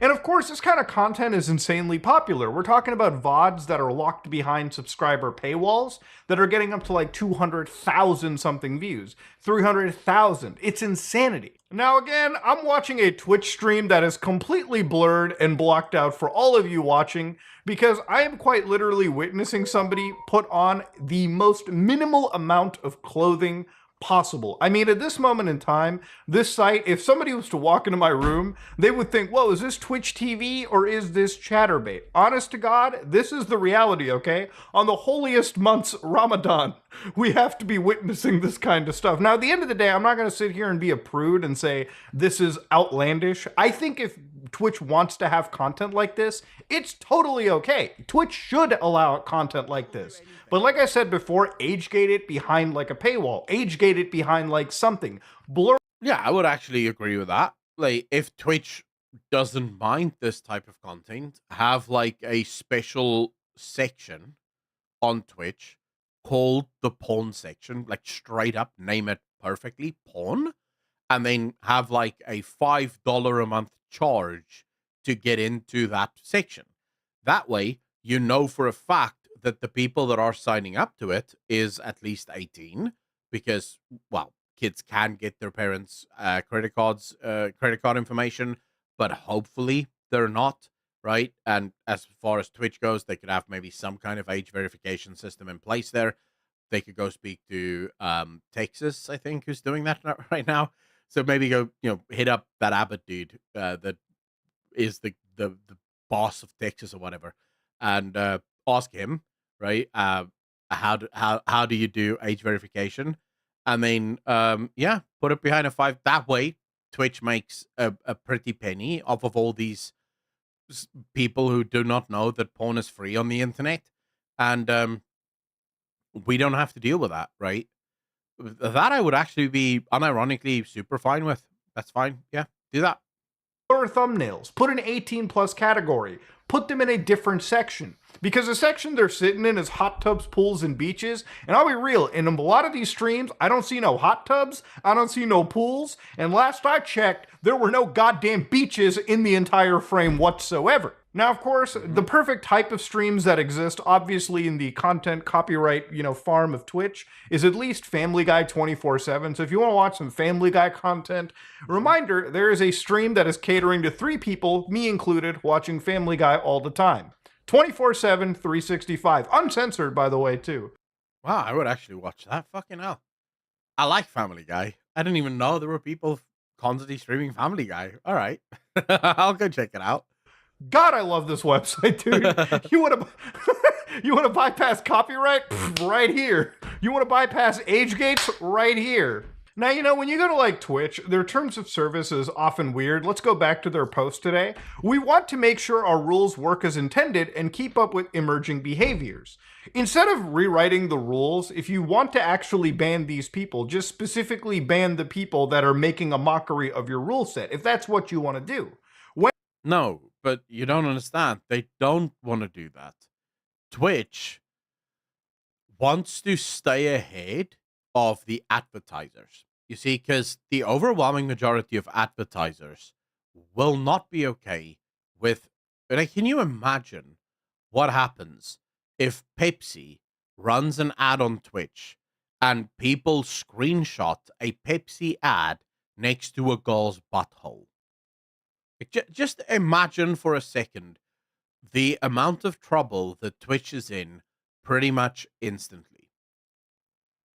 Because that is not like Pepsi is a scumbag company, but they don't really want people to associate their fizzy drink with a poop shoot. So, from Pepsi's perspective, that would be a bridge too far. All right. And that means that very quickly, you see a bunch of advertisers getting out of Twitch because they don't want to be associated with that type of content on their platform or on their ads. And they don't want their products to be near those ads or that kind of content. And that's the only thing Twitch really cares about here. So by rewriting the community guidelines, they can tell advertisers, look, we don't want this content on here either.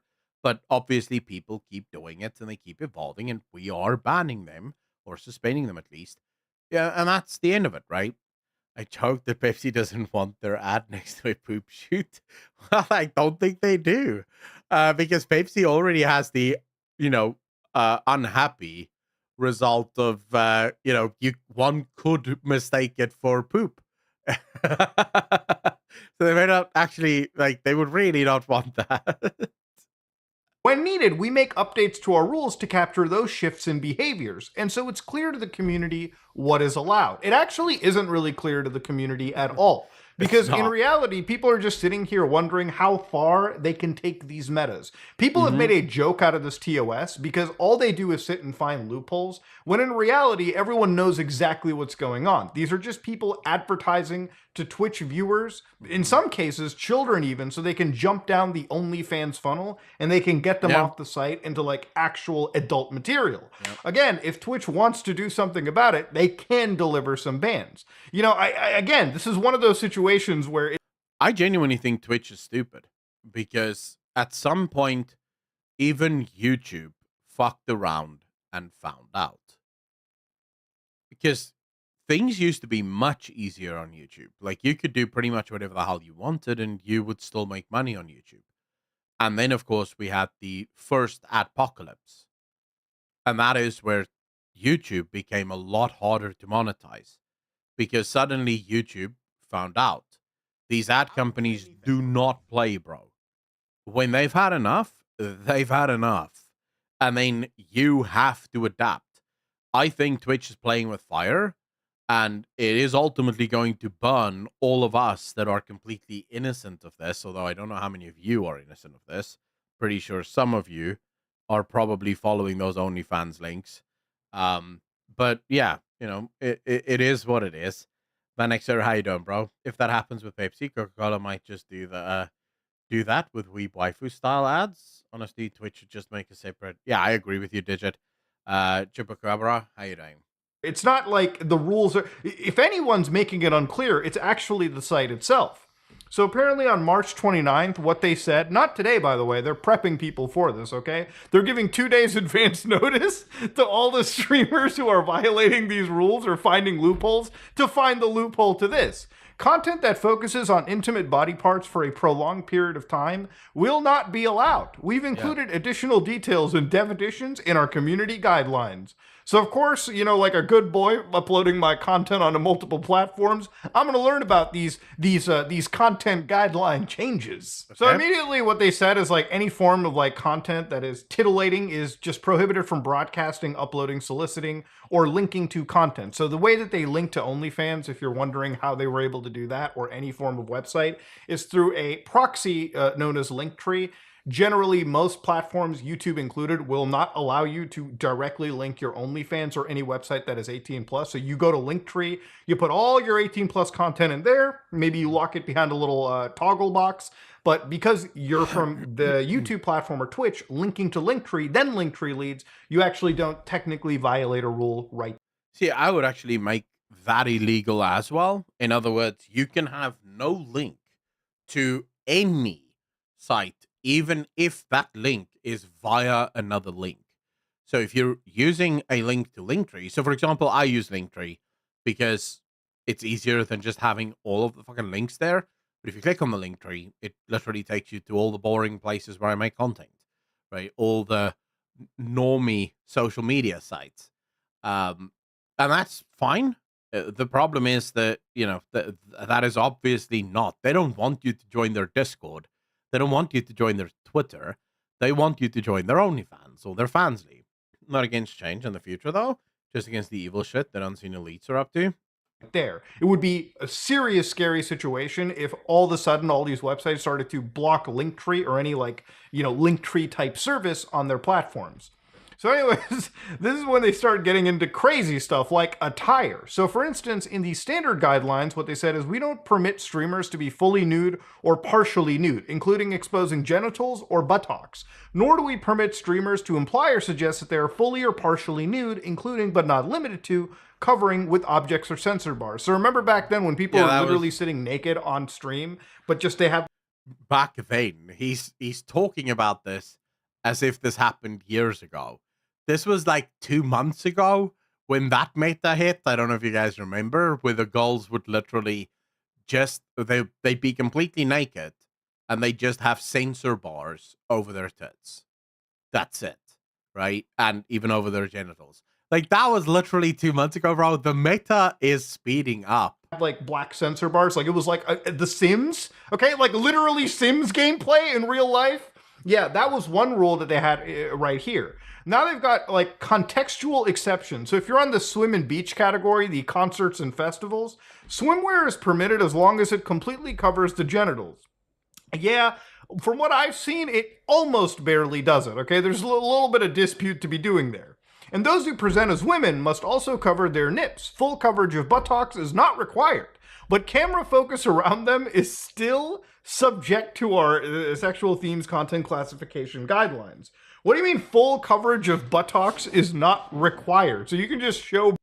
Saban, I follow a lot of people on X that break stories like this. One of them is Livestream Fails. They do a pretty good job of highlighting all of the people who break the TOS. The other is a ban bot. It's like it alerts you when someone was banned. And then Dexerto, that basically usually once someone was banned, they tell you exactly how they were banned, along with links and evidence of the stuff that they did. So that's how I find this, or Reddit. Reddit is also always a good place to go.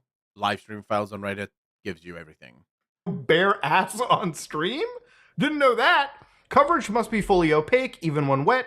Sheer and partially see-through swimwear or other clothing does not constitute coverage. Content subject to this contextual exception must be placed within the pools, hot tubs, and beaches category. Content that violates standard attire guidelines and is not subject to this exception, wearing a bikini outside of a pool or beach setting is still violative if it's placed into the pool hot tub. So generally what will happen is people just green screen a beach there and say, yeah, we're at the beach. Cities say yes. I saw a lot of people make the argument that male nips should not be allowed if female nips are allowed. The argument that I would make there is that the male body, while sexualized to an extent, isn't nearly sexualized to the point that the female body is, right? Like, not even close. Because at that point, the way you would have to do it for men is they would not be allowed, because if you're gonna go on things that women find hot on a man, it would probably be things like biceps and 8 pack or 6 pack and V lines and all manner of shit, right? So uh, at at the point where you're starting to look at the things that a man possesses that could be sexualized, it's basically the penis, right? That's like the only sexual organ that the man possesses, whereas most of the other things, they're not nearly as sexualized as they are on the female body, and that's just literally down to humans, right? That's how humans do it. Even girls sexualize other girls' breasts, right? Lesbians aren't not attracted to breasts. Of course they are, right? So it's not just a guy thing, it's just a human thing. Boobies are nice. Let's not fucking lie to each other here. Let's not try and pretend they're not. Every single guy likes boobies. They're nice to look at. They're nice to play with. They're nice to touch. Why the hell not, right? I don't imagine that that's the same for guys. And so, from a logical perspective, the ruling makes sense, right?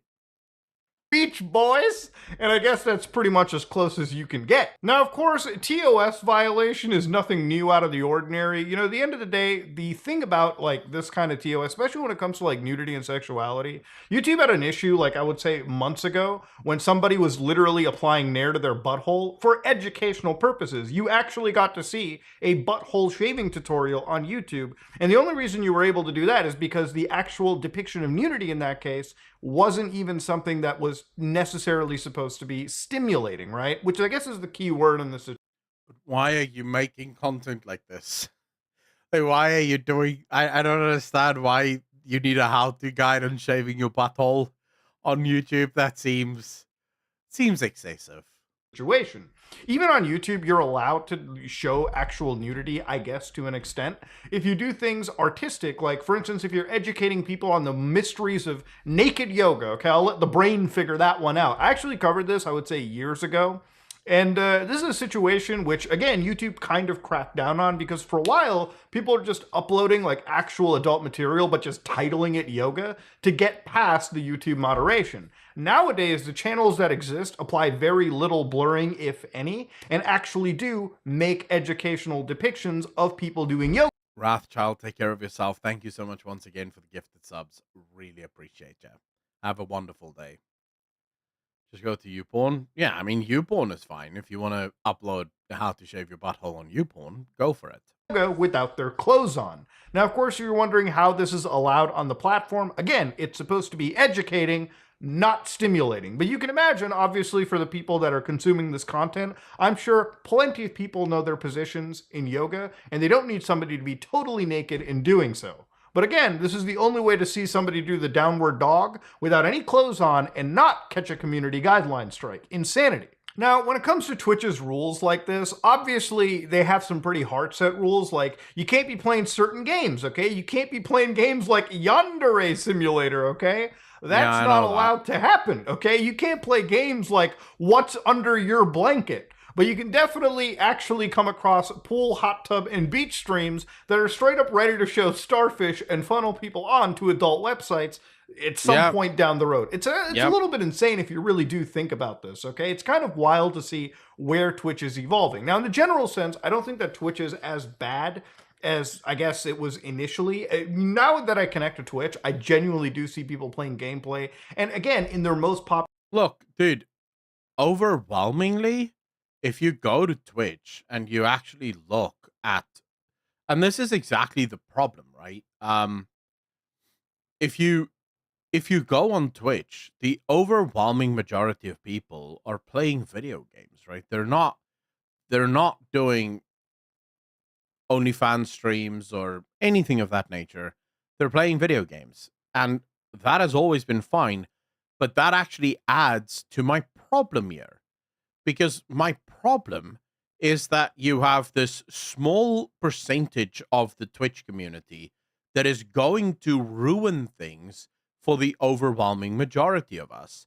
Because what happens when Amazon, who is a family-oriented service, right? Yeah, and as much as you might think, "Well, what do you mean, Aku?" Look, it's families supporting Amazon, families that buy stuff off of Amazon.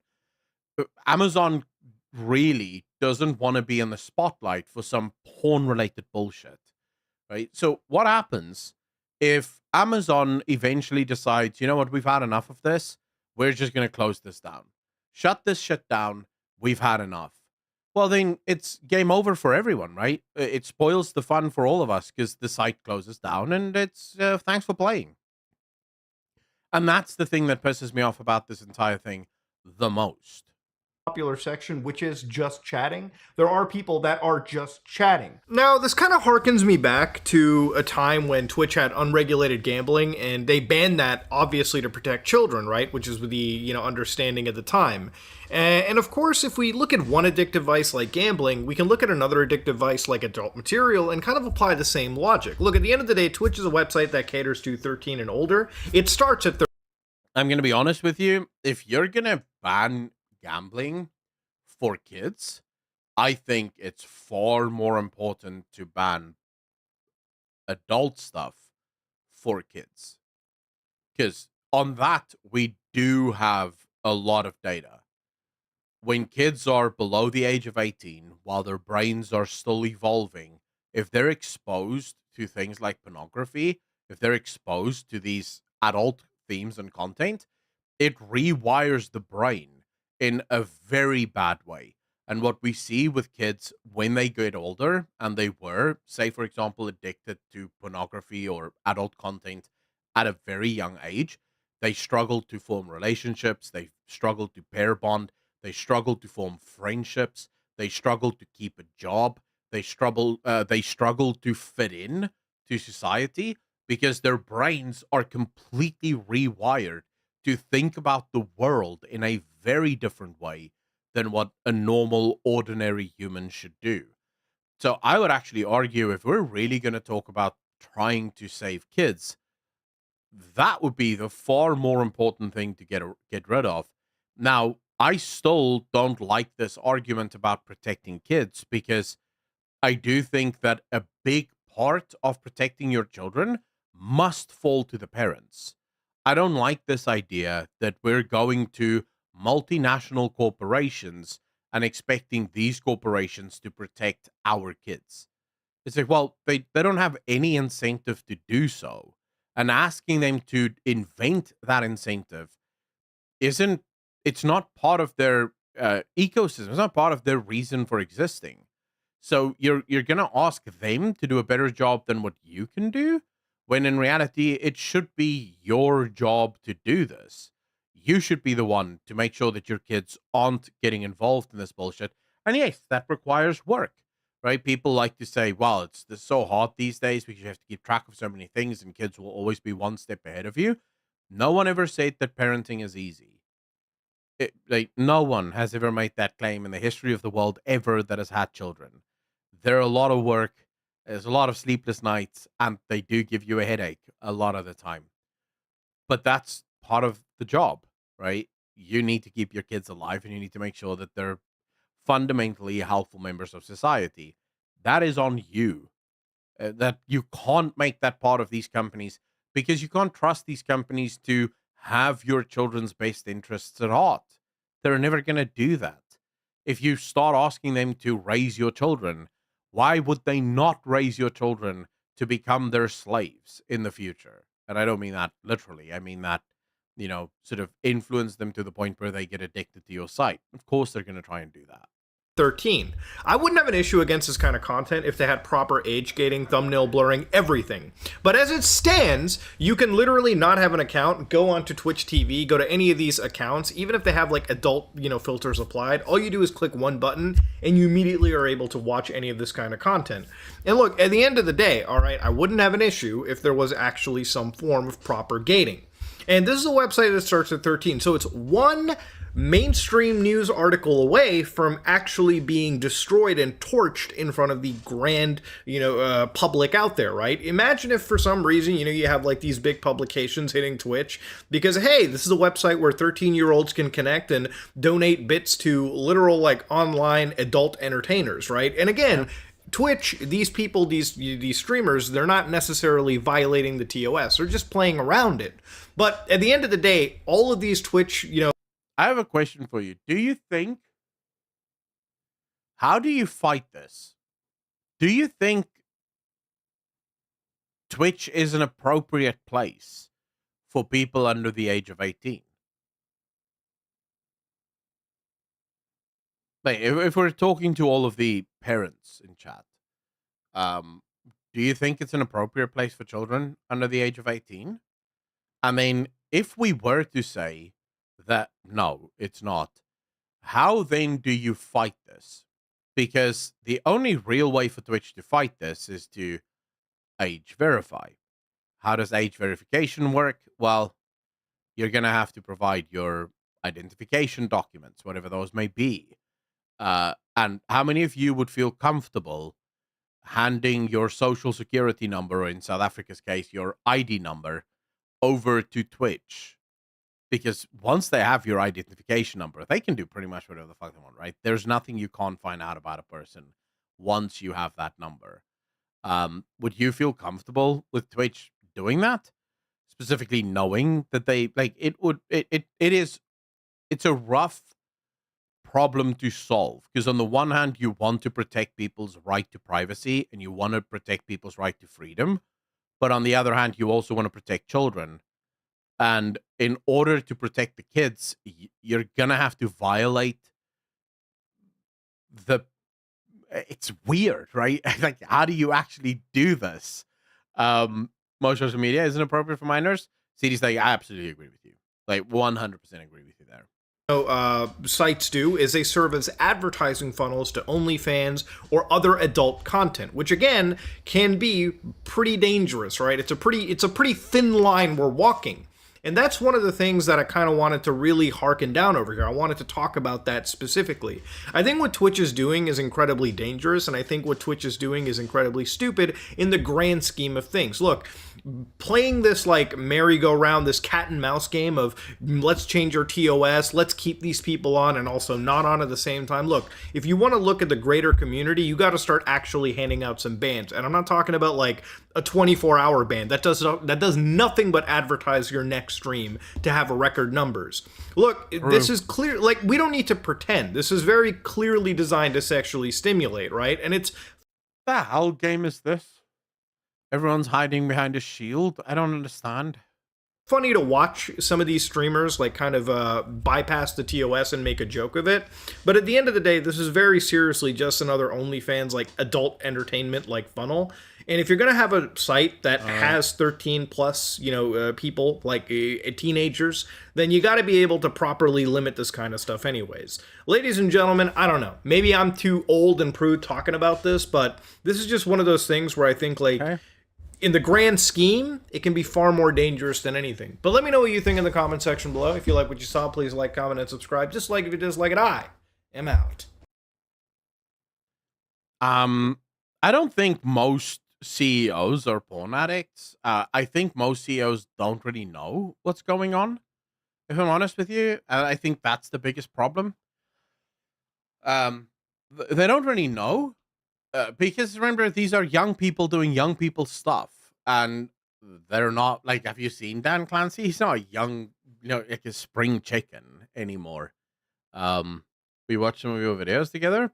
Oh shit! I like my kids watch you most days if chat was turned off for them, and the curse words were bleeped. Balthazar. Okay, so on the. I mean, on the main channel, I don't swear at all, I don't think, except for the Pyromonster stream, where obviously we did swear.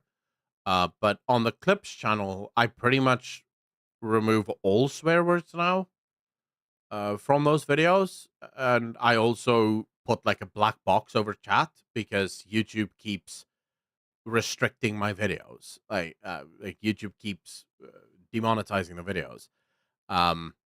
So it should help now. Right? You should be able to watch videos with your kids. Because I do think, I mean, I have my stream labeled as 18 plus because we sometimes do discuss things that's a little bit, I think, not child safe.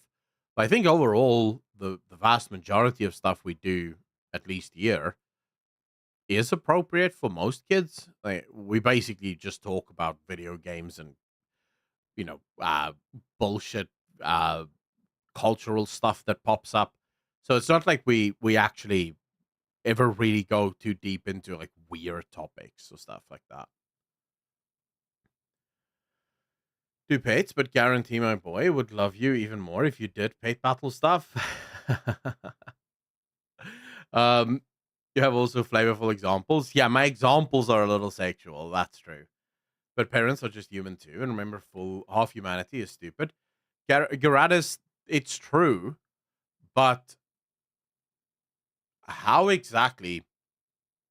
Because remember, corporations have one goal and one goal only, which is to make money, right? If you now suddenly slap onto a corporation a new mandate that says, well, actually, you have to make money, that's fine, but you also have to protect the children. That's not something that the corporation was ever built to do. And it's almost always, I think, not going to work out the way that you're hoping for.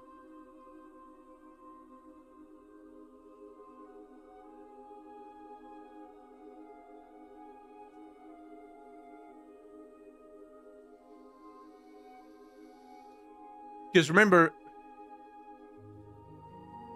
you're basically asking them now to raise your children, which means they're going to try and do it in such a way that it works out for them in the long run and it makes them more money in the long run.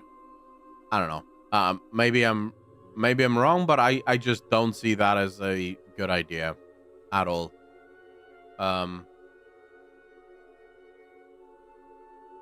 Wait, what the hell?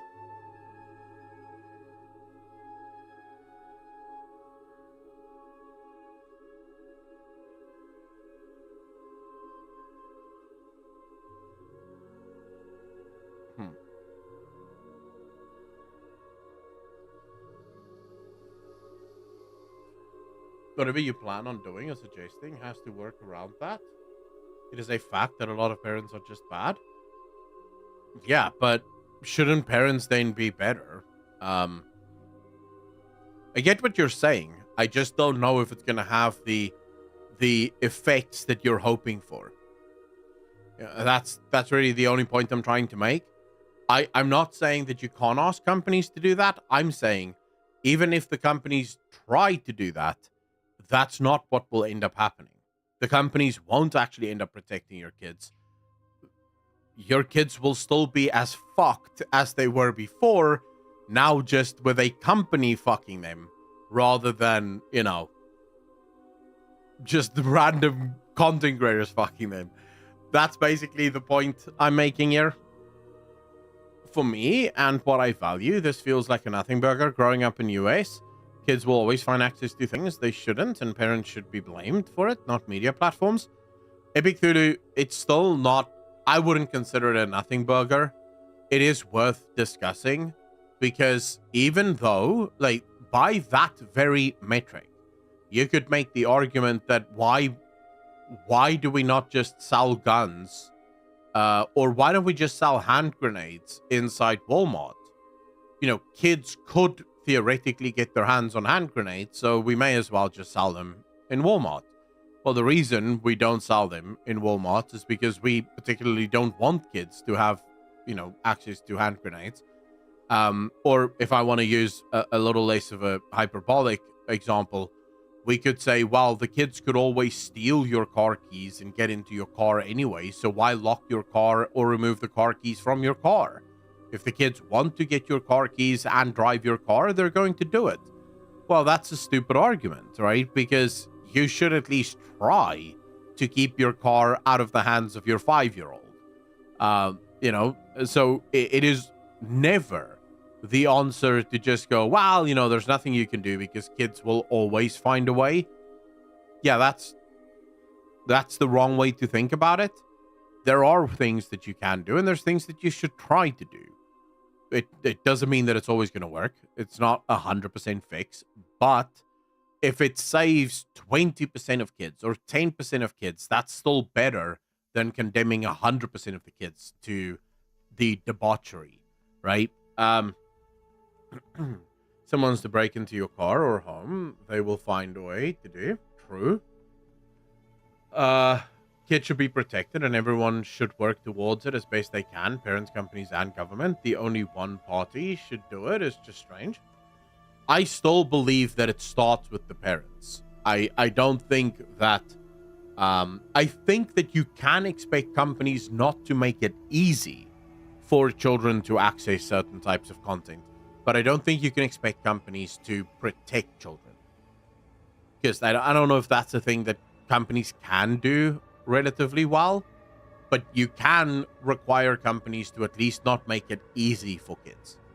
That's what I would argue for, rather. The more barriers, the more is likely they will just give up. Or, if you were me, growing up, the more barriers, the more you're convinced I should... Like, there's clearly something really cool behind these barriers. I should keep going.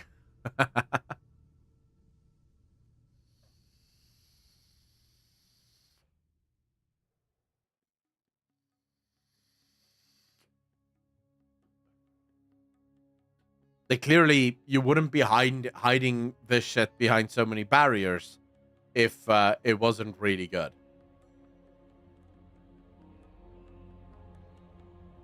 Miscellaneous energy. Yep. True.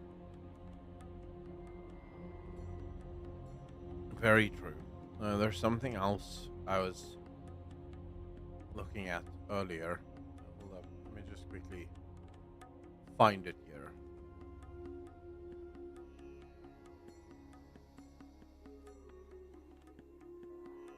Please stay true. True, but I also think a lot of that is because a lot of parents have sort of fallen into this mindset of just handing off their children to the school, right? Or to the government, or to literally everyone and anyone that isn't them. Because they don't give a shit, right? And I think that's where this shit happens. The Trump case is live now, so it's hard to find people not discussing it, so Akko is a breath of fresh air. Dude, I don't even know what Trump case you're talking about, so...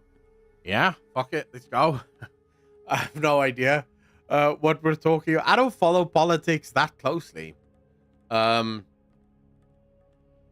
I would go to the extent of preventing kids from even accessing the internet till the age of 16 at least. Human brain is not designed for it during its formative years. There's a video that I watched. Let me see if I can find it for you guys. It's a long one, so I don't know if we'll react to all of it. Hold up.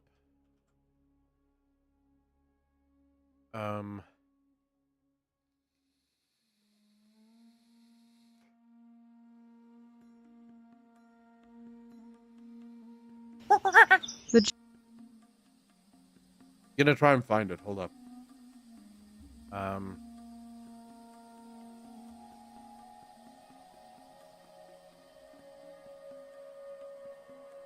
Oh, here we go. So I actually watched this entire episode of JRE mainly because Jonathan Haidt is one of my favorite psychologists. He's not a clinical psychologist, he's a research psychologist. So he does a lot of research and specifically he's been talking a lot about the fragility within America and the growing fragility of kids within America, and how parents can actually help their children to become stronger, you know, and not be these pissy little kids that don't want anyone to disagree with them and don't want to hear any opposition to any of their beliefs. But this was an interesting conversation. It's over 2 hours long, so I won't watch the whole thing. That's why I looked for this clip specifically, because it sort of speaks to what we've been talking about up until now. The Joe Rogan Experience. The larger question here was, you asked me, like, what can we do? And what I'm saying is, there are some things like identity authentication that I think would help, but yes, there are implementation problems. There's all kinds of political questions. So my basic point is, man, those problems I don't know that we can solve, but we can do better. Oh, and I should point out, a lot of these have to do with the basic architecture of the web. When we moved from Web 1, which was put up information, it's amazing, you can see things from everywhere, to Web 2, which was directly interactive. Now you can buy things, you can post stuff, and it's the Web 2 that gave us these business models that are about that have led to the exploitation of children and everyone else. And I'm part of a group, Project Liberty, if you go to projectliberty.io, that's trying to have a better Web 3, where people will own their own data more clearly. As the architecture changes, it opens us up to new possibilities and risks. So there are some hopes for a better internet coming down the pike. But I feel like a lot of people, sadly, hear Web 3 and they instantly think crypto, because crypto is built on Web 3.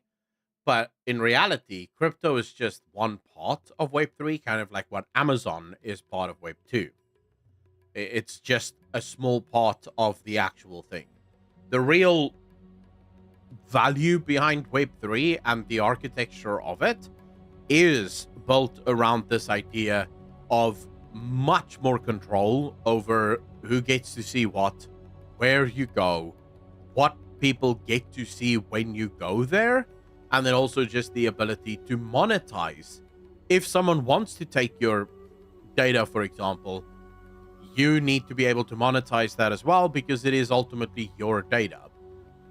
Right, so that's sort of the hope, at least, for some people that are proponents of Web3, is that it would solve a lot of these problems, mainly because the blockchain will allow for things like age verification without anyone needing to see your documentation. Because if it's your profile, it's your computer, it's your blockchain, then all of that data is encrypted within it. But based on the hashes and based on the blockchain, it gives you access to things that previously you would have to submit an identification document in order to be able to actually go there, right?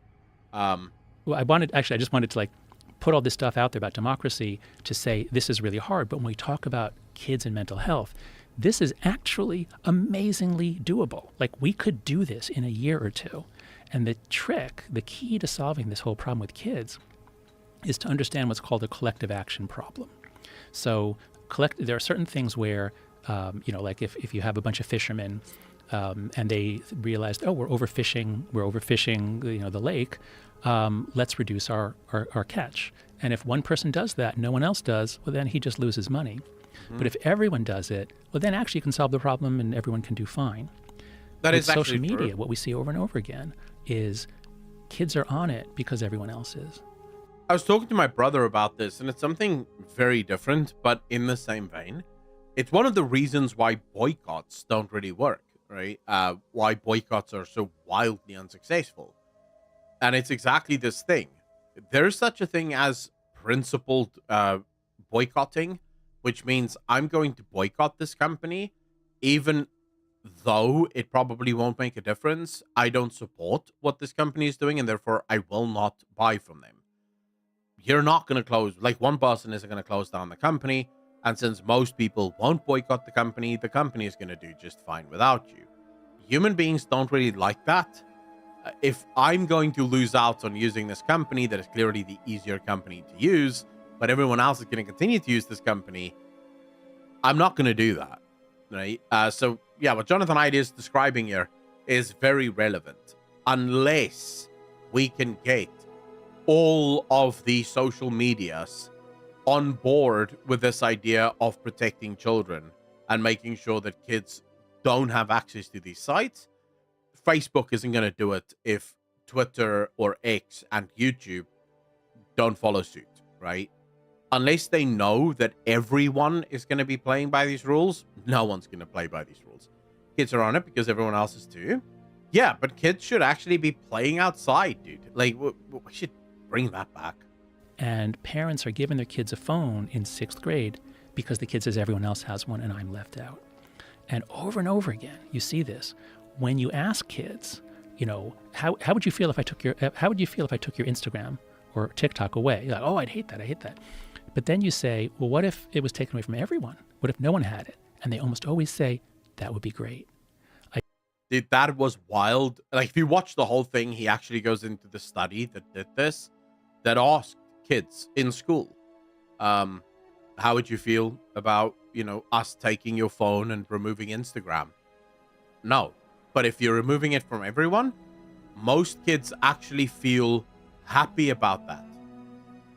Our social media, things like Instagram, things like TikTok, have actually become sources of anxiety for kids. Kids are anxious about these sites. These sites create anxiety. The problem is that if you're just going to remove mine, what the hell am I going to do, right? I'm going to be the only kid that doesn't have an Instagram profile? Like, that is disgusting. But if no one, kids can finally go back to being kids. Bro, I tell you, and most of you will know exactly what I'm talking about if you went to school before the age of camera phones. There are things that we did in school, sometimes not even necessarily troubling things, but like really absurd things, and sometimes even things that kind of puts you to shame, and you would be ashamed of it now. And when you think back on some of the things you used to do, you are a little ashamed. You're like, oh, wow, how did I do? You're embarrassed for yourself, right? How did I do this? Why did I do this back in the day? But of course, there were no cameras when I was growing up. At least there were cameras. I'm not 100, but there were no phone cameras. So none of this was ever recorded and then uploaded to the internet as a forever memory. So kids were allowed, at least when I was growing up, to be kids and to make mistakes and to know that those mistakes were not going to haunt them for the rest of their lives. Nowadays, that is absolutely not what happens. If you're a kid and you do something super embarrassing, that becomes part of public record. Someone somewhere recorded this, and you are now internet famous as a result of this thing that you did that should not have been seen by anyone. And I think growing up as a kid right now must be one of the most stressful periods of time ever. Just knowing that anything you do could turn into the biggest joke on social media for a couple of days, and not in a good way, right? You're not getting famous because you did something phenomenal. You're getting famous because you laughed or sneezed and shat your pants because you had stomach flu or something, right? And now you're famous as the kid who shat his pants. Dude, it must be terrifying. I did this. There's an academic article that showed this. I'll give you an example of how terrifying this shit has become. You have girls now complaining that men no longer approach them to ask them out on dates. Men will no longer approach women to ask them out on dates. Well, why? It's no longer a case of you will get rejected and that's the worst that can happen to you. You could literally ask a girl out on a date. She could grab her phone, record you, and upload that to Instagram. Look at this loser that just tried to ask me out on a date. And suddenly you're the loser that asked her out on a date. You're now internet famous, right? So the stakes have gone up significantly to the point where the average dude or the average girl even doesn't want to take what we would consider to be ordinary risks. Asking someone out on a date is the most ordinary and most biologically sane risk you could take, because we all want to have someone, but the risks are just too high. And so a lot of young kids or a lot of young people are opting out of the entire thing and completely, because they don't want to assume those risks, because they know what happens to people that are made the butt of the joke. With college students, I did it as a test with my students at NYU, and a review of the book of The Anxious Generation in the Times of London, and the UK Times. The woman ended by asking her 16-year-old, "Would you have liked there to be a social media ban until you were 16?" I think the daughter was 18 at the time. This was last month, and the daughter says, "Would everyone else be off it too?" And she says, "Yes." And then the daughter says, "Yeah, I would have rather liked that." And so you have this consumer product that the people using it don't see value in it. They're using it because everyone else is. There's evidence suggesting it's messing up their mental health. So anyway, this is a solvable problem if we act. Dude, our kids, I say our, I don't have children, but the kids are using services that they themselves hate. And yet they can't stop using it because everyone else is using it and no one wants to be the odd one that isn't using it. We are actively torturing our children mentally in a way that they don't want to be tortured in, and it's not mandatory. We don't have to do this to them. And yet here we are, right? This is actually so profoundly bad. Like, so profoundly bad. Act together. And that's really what the book is about. How would you do that, though? How would you get all the parents to do it? Would you get the social media companies to do it? Like, how would you do that? Yeah, I'm not counting on the social media companies or Congress. I'm assuming we'll never get help from either one. Now, I hope I'm wrong about Congress. But as a social psychologist, You're not wrong about Congress. The fact of the matter is, all of these social media companies own all of the members of Congress. Have you ever wondered to yourself, like, ladies and gentlemen, let's quickly be very honest here. We had the Republicans during 2017, 2018, 2019, having all of the social media CEOs in front of some or other committee every single day. These guys lie literally straight up. Like, they sit there and just lie to these congressmen. They get caught in their lies and nothing happens. Why do you think nothing happens? Because it's for show. That congressman was never gonna do anything anyways, because he's getting a big fat check at the end of the month from these very media companies to not do anything. So of course they're not gonna do anything. They're getting paid not to do anything. I'm trying to point out, we can actually solve this ourselves. And so let's work. The simplest one is this. So I propose 4 norms. If we can enact these 4 norms ourselves as parents and working with schools, we can largely solve the problem. We can certainly reduce rates of mental illness a lot. The first norm is the simplest: no smartphone before high school. Now people say, oh my God, but my kid needs a phone. Sure, give him a flip phone. The millennials had flip phones and they were fine. Yeah. Flip phones did not harm millennials' mental health. They're good for communication. You text, you call, that's it. So Can you imagine millennials with flip phones? Dude, I don't think they even know how to use the keyboard on a flip phone. But yeah, sure. I would be okay with that. I mean, sure, having a phone is always helpful, especially if you need to phone your parents, to come pick you up or whatever the case might be. But yeah, that's going to be a whole new learning curve. First rule is no smartphones before high school. And as long as a third of the parents do this, well, then the rest of the parents are free to say when their kid says, Mom, I need a smartphone. Some other kids have one. Then you can say, well, no, here's a flip phone. You'll be with the kids who don't have one. Oh, and by the way, you're also going to get a lot more freedom to hang out with the other kids. So we don't need everybody, but we need to break the feeling that everyone has to have one because everyone else has one. Yeah, that sounds great on paper. I can't imagine that most parents would agree to it because there's just so many parents that don't pay attention. That's true.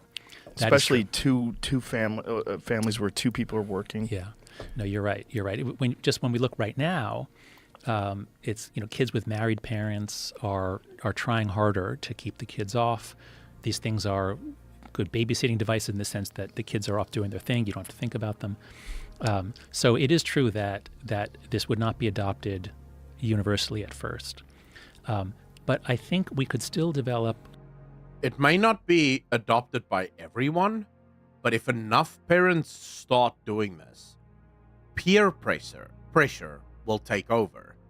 Suddenly, the kids with smartphones will start to feel left out, right? If you have a school where 70% of the kids all have cool James Bond looking flip phones,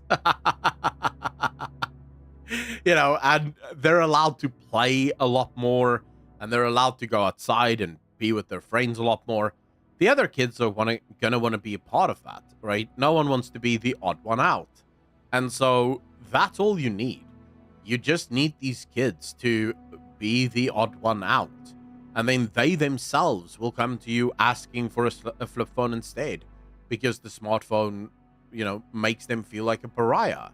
But I think it is important that both the kids and the parents are educated on the dangers of this. So, for example, we see this with with the youngest generation now, right? They smoke far less than any other generation before them. Why? Because they know the dangers of smoking. They're well aware that smoking is really, really bad for you. And they got that way by society, right? Society educating them on how bad smoking is.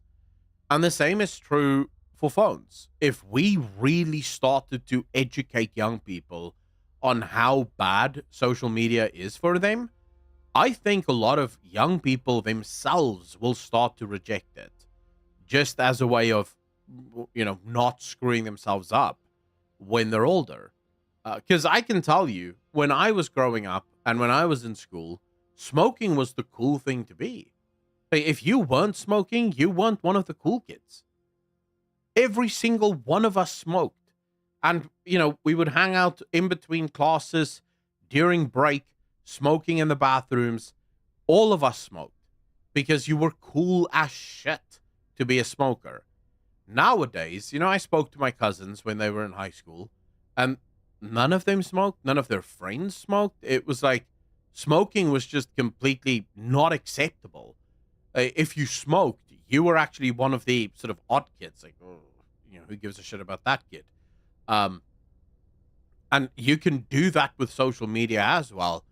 You just need to want to, right? And this is where maybe starting to work with the schools, having the schools implement, like Jonathan Haidt here can actually put together a video along with a bunch of other social psychologists that explain the dangers of social media, explain the dangers of smartphones, and just show that to kids, right? At an appropriate age, show them what this stuff does to them.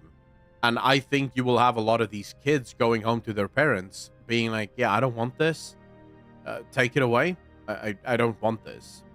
A norm that it's just not appropriate for children to have a smartphone. They should have flip phones. And I think that any community that wants to do this, because what I find over and over again is that most parents are really concerned about this. And this is across social classes. Most parents are seeing the problems. And so I don't have to convince parents to change their minds about something. What I'm trying to do with the book is show them here are 4 norms that are pretty easy to do if others are doing them. And these are going to make your kids happier, less mentally ill.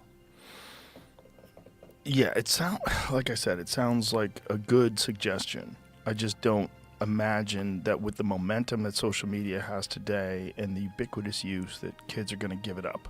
They're not. Yeah, but what Joe Rogan seems to miss is when the kids were asked, do you think social media should be banned? The kids literally had one question. Will it be banned for everyone? And when the answer to that was yes, what did the kids say? That would be better. The kids don't want to be on these platforms. They know how nerve-wracking these platforms are to them, right? They don't want to be doing this shit, and yet they're doing it. So I did something wild about a week and a half ago. I removed all of the social media from my phone.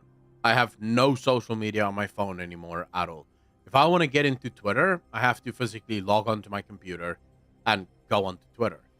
What I have found, which is just phenomenal, I used to kind of be addicted to Twitter. I would be on Twitter 4 hours a day.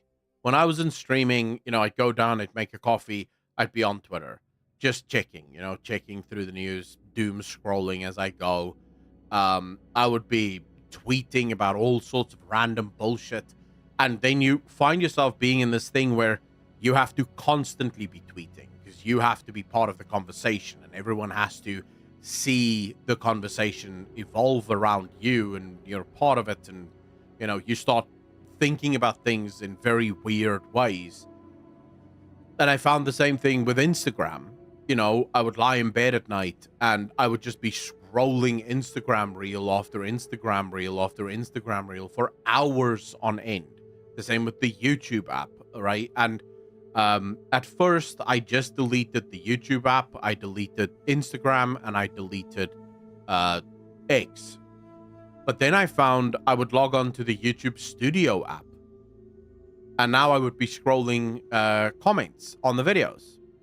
And very quickly, like literally within a day, I was addicted to reading the comments on my YouTube videos.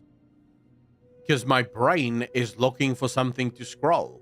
So I remove that, and now when I go to bed, I read, and then as soon as I'm tired, I go to sleep. And when I wake up in the morning, well, I wake up because nothing else to do, right? So I just get up and I go shower and I start my day. And today was the first. So the way this happened, up until yesterday, I would wake up, I would go shower, but I would have to force myself not to check my PC. The first thing I want to do when I wake up is I want to check Twitter on my PC. But then I would force myself, no, go shower, go grab your coffee, and then you can check your PC. And so I would do that. And up until yesterday, that's exactly what I would do. As soon as my coffee was made, I would come upstairs, put my coffee down, and I would just start scrolling Twitter. See all of the replies to all of my tweets and the likes to my tweets and just feel super cool about all this bullshit. Today was the first time that I woke up. I didn't even think about checking my computer.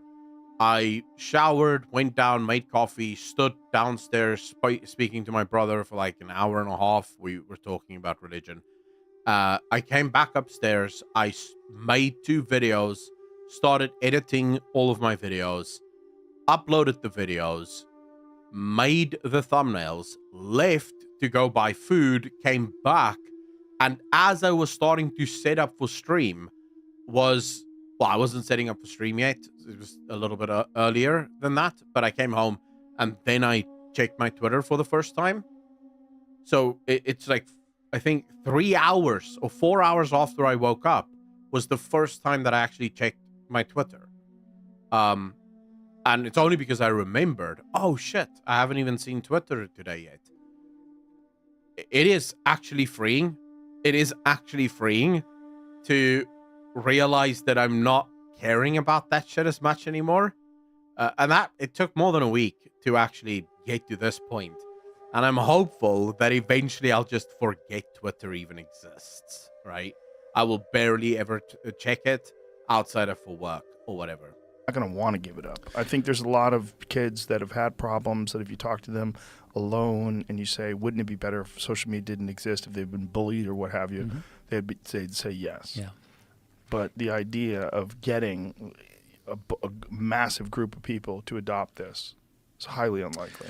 Well, you may be right, but I'm encouraged because whenever I speak to Gen Z audiences, and I've spoken to middle schools, high schools, college audiences, I always ask, do you think I got this wrong, or do you think this is a correct description of what's happening? They agree. They're not in denial. They see the phones are messing them up. They see that social media is messing up the girls especially.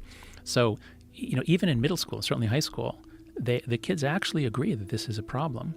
And so if it was offered to them, you know what, let's do the other 3 norms. Let's get them all on the table. Yeah, and then please. All right, so the first is no smartphone before high school. Second is no social media till 16. That one's going to be a little harder to do. But the big platforms like Instagram, the place where you're posting and the whole world is seeing and strangers are contacting you, I think the age is currently 13 and it's not enforced. I think that needs to go up to 16. Here, it would be nice if Congress would raise the age to 16 and make the companies enforce it. But even if they don't, parents, as long as many other parents are doing it, I as a parent, my kids are 14 and 17. As long as many other parents are saying 16 is the age, then it's very easy for me to say that also. That's the second norm. Yeah, if you, again, if you could get them to say it. And I think the kids would push back so hard because so many other kids are on it, and that's how they interact with each other. Right, but Joe, you're just reiterating the collective action problem. You're just saying they react because all the other kids are on it. Yes. So it does require a big push, but I think we're ready. I don't think we were ready in 2019. It wasn't as clear. But now that we're through COVID. That's the thing, right? It always looks as if it's not possible, but there is a tipping point.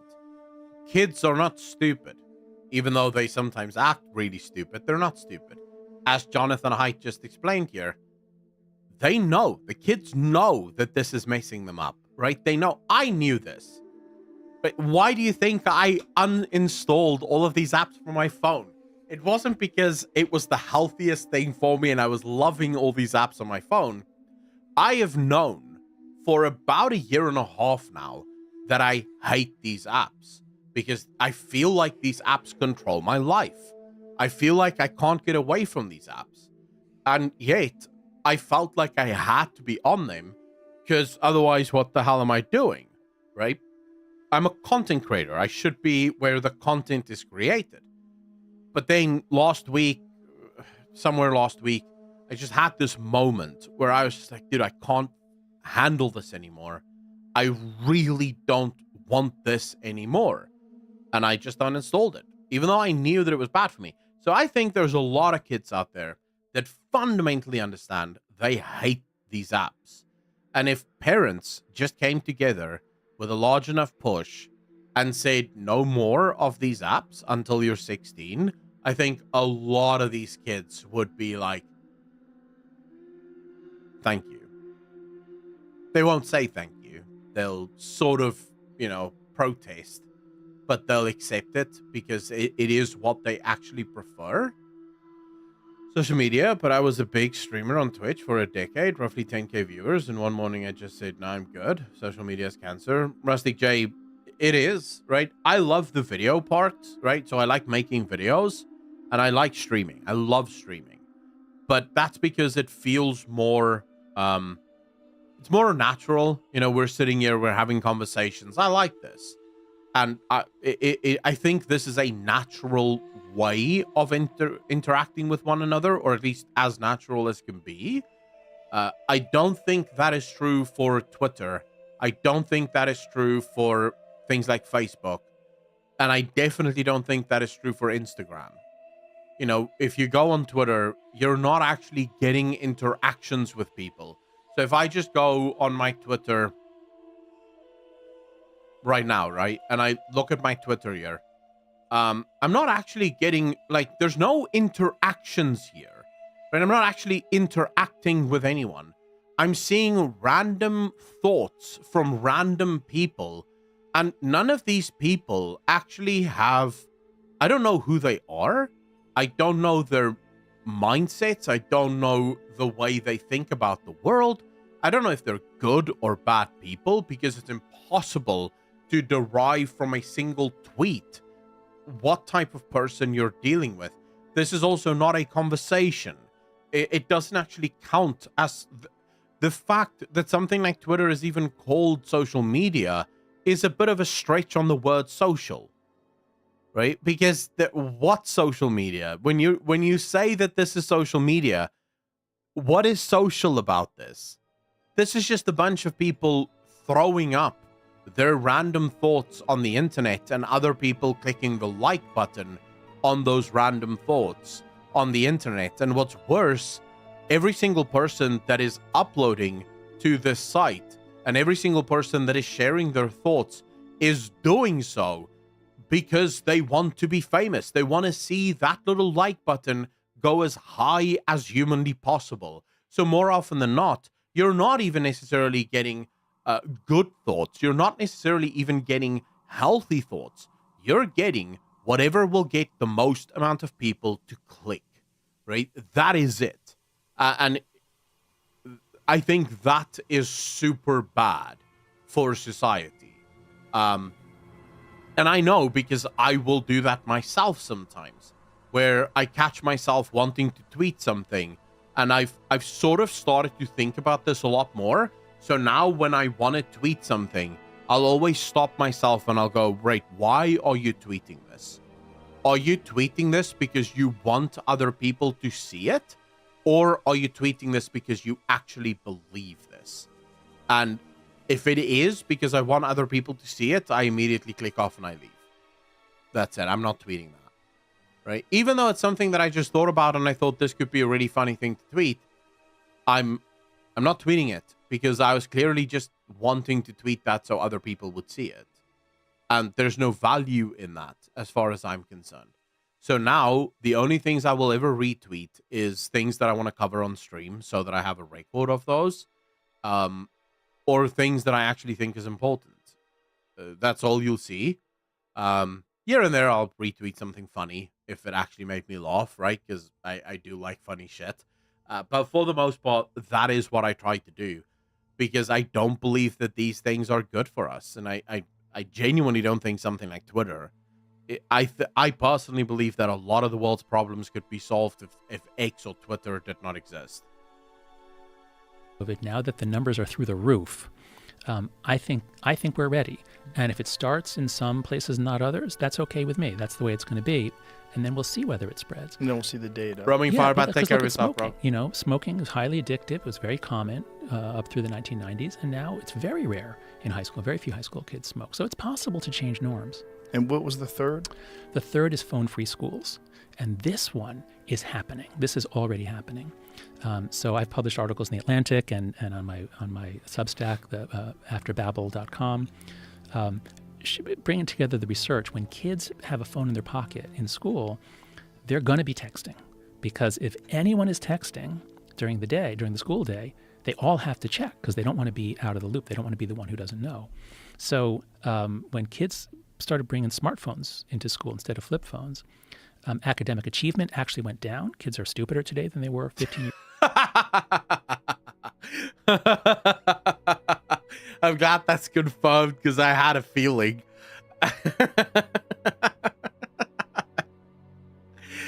True. Well, I would say adults are stupider as well, but, you know, that's just me. Instead of flip phones. Academic achievement actually went down. Kids are stupider today than they were 15 years ago. I mean, stupider meaning measuring their academic progress.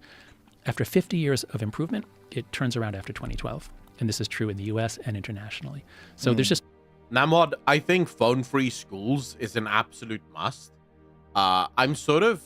like, something that's been really sticking with me for a while is the fact that... So, I was watching this psychologist who was breaking down school shootings and specifically the kind of kids or the people that are involved in school shootings. And as it turns out, more often than not, it's a certain personality that wants fame, right? So it wants to be famous. And a lot of these kids are doing this as a way to be seen, as a way to become famous, as it were. By removing things like phones from schools, that immediately, I think, removes a lot of the incentive. If we could then only get media corporations to stop showing the face of the shooter. Because this is actually something, I think Jonathan Haidt spoke about this as well. But the fact that media companies are showing the face of the perpetrator, of the shooter, shows other kids that may have this tendency that, oh shit, that's a way for me to become famous, right? And so that's where they're going. You have to ask yourself, America has had access to guns since the founding of America. That has not changed. How is it then that school shootings are going up? Why is it going up? It should have been horrible and bad pretty much for all of American history then, because guns has always been very readily available. In fact, guns used to be a lot more available because most states just had no gun laws whatsoever, and anyone could just pick up a gun wherever the hell they wanted to, and yet school shootings were actually incredibly rare. Now everyone's saying ban guns, but no one is willing to look at the actual evidence and say, wait a second, guns have always been around. Why is this only now becoming a problem? Well, the reason it's only now becoming a problem is because every single time there is a school shooting, it becomes sensationalized. The media runs with that story for hours, if not days, if not weeks. The shooter's face is painted everywhere. Everyone sees them. So you are actively taking these kids that are struggling from mental health problems, and you're telling them, you're basically putting up an advert saying, take a gun, go into your school, cause some havoc, and you can be famous too. And we wonder why that is happening. Now, I think the personality trait, someone wrote it in chat, it's called repressed narcissism, right? Now, narcissism is actually something that every human being suffers from. We all have narcissistic traits. Very few humans have narcissistic personality disorder, right? That's a very rare thing. But narcissistic traits basically just means you matter, right? If you feel like you matter and you don't like people walking all over you, congratulations, you're a narcissist. The problem with social media is we know that social media feeds narcissism. People want to be famous, and the more famous they get, the more narcissistic they become. And social media is perfect for this. So we are effectively creating this environment where more and more young people want to be famous, want to be seen. Now, if you're the loser kid in school, maybe you're very poor, you're being made fun of all the time, you are a loser. You're not good at football, you're not good at math or anything that really makes you stand out. The one avenue for you to be famous is to be a shooter? In a world where fame is an actual currency, that is still a way of getting that currency. Right? That is a way to become to become famous. And so kids are going to do that. By removing phones, you're first and foremost removing a lot of the narcissistic creation, right? The engine that creates these narcissists, but you're also removing this fame as a currency idea from kids so that kids can get back to just being kids. There's no reason why kids should have the phone on them. They should come in the morning, put it in a phone locker or a Yonder pouch, go about their day, and guess what? The schools that have tried it, after a week or two, everyone loves it. The kids are like, oh, wow, we actually talk in between classes. We have 5 minutes in the hallway, we actually talk. And you hear laughter. Whereas right now in a lot of schools, it's just zombies looking at their phones in between as they're walking from class to class. Yeah. So the assumption is that from 2012, kids are just much more distracted. Oh, my God. I mean, look, Joe, I think I heard you say in one of, it was a conversation you had a few weeks ago with a comedian friend of yours. And I think this was a direct quote from you.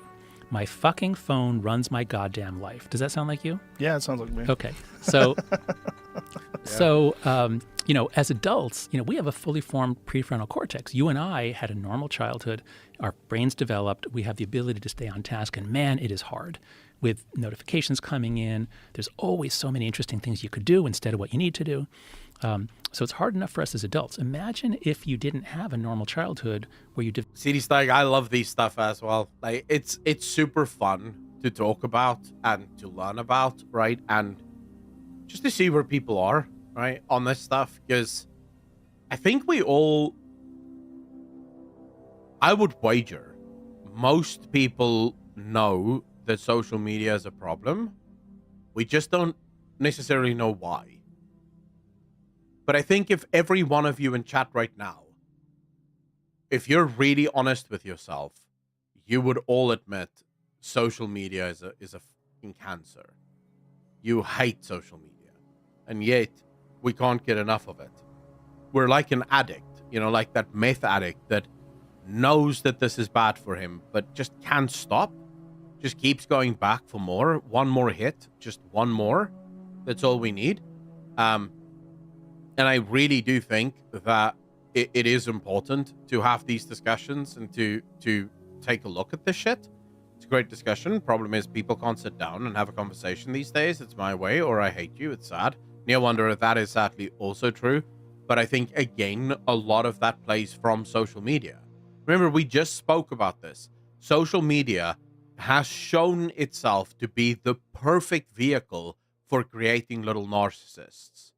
What is the one thing that narcissists are known for? This is actually one of the identifying traits of a narcissist. When you talk to someone and you want to know whether or not they're a narcissist, one of the key things to look out for is, as soon as you disagree with them, how do they react to your disagreement? If their reaction is instantly to get offended and to get angry, you are most likely dealing with a narcissist. Right? There's other things as well in order to identify narcissistic personality disorder. But if someone can't stand anyone going against their word, you are most likely dealing with a narcissist, or at least someone that struggles with narcissism or is deeply narcissistic in their tendencies. And if we could remove social media, if people could just become, to some extent, grounded in the dangers of social media, we would probably be able to turn this shit around, where actual people can start having conversations again and can start disagreeing again. This is why you see this so often from streamers. How many streamers do you guys know that just ban people outright? As soon as you disagree with them, that's a ban forever. Get out of my chat, right? I don't want to hear that. Why do they do that? Because in their own minds, their words are sacred. Remember, they have all of these viewers that basically just consistently feed their egos. There's a reason why I don't know how many people are watching me at any given point in time, right? I don't look because I genuinely don't care, and I don't mean that to be sort of a bad thing. I love the fact that you guys are here. I just don't care how many of you are here. As long as I'm here and we're having good conversations, that number does not matter to me. I don't really know how many views my videos get. I've actively stopped looking at how many likes my tweets get or anything like that. And the reason I've actively stopped doing that is because it rules you. It does rule you. Eventually you can't stop because you upload a video and it does slightly worse than the last video, and now you're depressed. Then you upload a video and it does slightly better than the last one, and you're in a good mood. And just riding that wave is so tiring that I don't want to do it. I can't do that anymore. And so I think fundamentally it just proves the point. We have become so narcissistic that we are incapable of having conversations. Because a conversation is about having two perspectives. That's the only way you have a conversation, right? Otherwise, you're just delivering a monologue. So if you want to have a conversation, you need to be able to talk to someone that has the opposite point of view. But if I'm a narcissist, or at least I have narcissistic tendencies that's been fed to the point where it's actually activated into some version of narcissism, if you do bring your perspective to the conversation, how dare you disrespect me? How dare you? Because now you're not just in conversation with me, you're actively disrespecting me. And that is disgusting, and I will not stand for that. Developed executive function, where you developed that ability as a teenager, because puberty is when the prefrontal cortex, the front part of the brain, that's when it rewires into the adult configuration. So the fact that we're scrambling kids' attention at the time when they're supposed to be learning how to pay attention, I think is terrible. Where do you think this is going? This is my concern, is that this is just the beginning of this integration that we have with devices. Yeah. And that the social media model, and it's been immensely profitable. Yes. And oh my God. Yes. incredibly addictive. Yep. And there's a massive amount of capital that's invested in keeping us locked into these things. Where do you think this goes from here? Have you paid attention to the technology, like AI? Yeah. Yes. So let me just draw a very, very sharp, bright line between adults and children. I'm very reluctant to tell adults what to do. Yeah. If adults want to spend their time on an addictive substance or device or gambling, I'm reluctant to tell them that they can't. So when we're talking about adults, I think where this is going. I think with adults, the argument, and Battling, yeah, I would like to think that I'm not narcissistic. I do have a couple of vices, one of them being arrogance. I'm oftentimes way too arrogant about my own abilities. And I would say, if I'm going to be very honest, one of my other vices is ego. I can allow my ego to sometimes get way too involved in my argumentation. You know, I'll be in an argument and someone will say something that absolutely stumps me, and then my ego gets involved and I sort of start to feel attacked because my ego, I want to protect my ego. Luckily, I have family members that is very acutely aware of when someone does this. My brother is just absolutely masterful at this. So when we're in debates or in discussions and my ego does become part of it, he's usually very quickly to go, I'm not arguing with your ego here. Take the loss or move on. So it sort of brings you back and you're like, okay, never mind.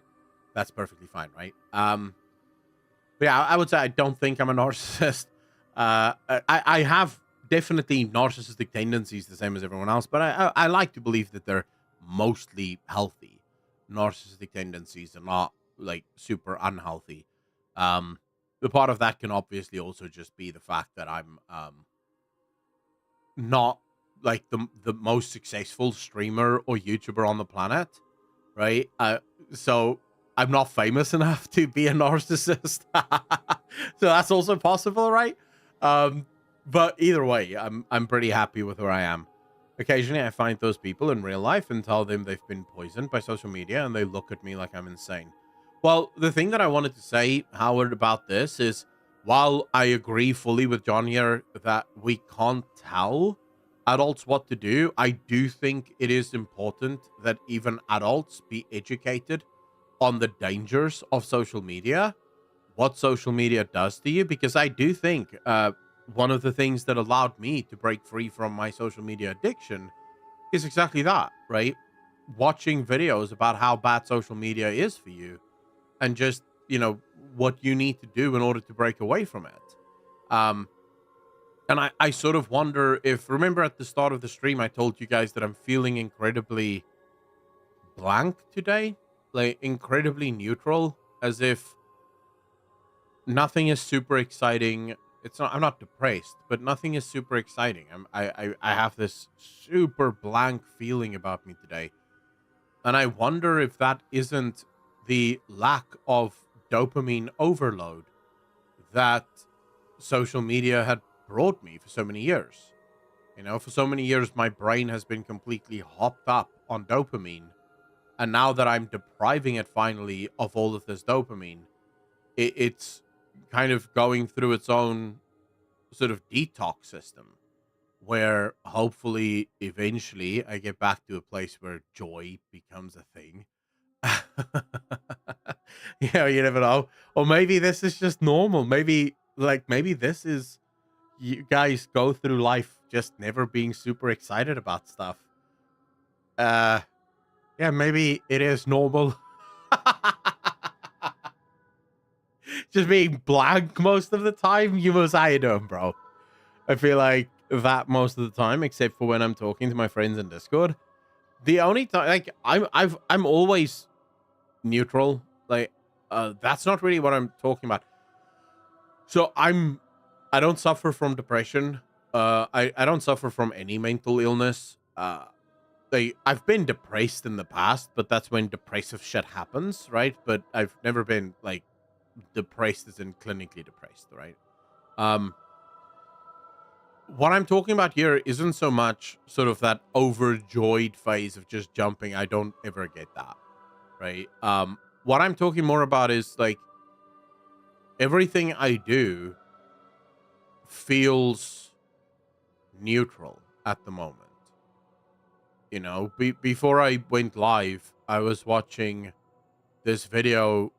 It's a podcast about League of Legends, and I usually get super excited about those because it's always fun to listen to it.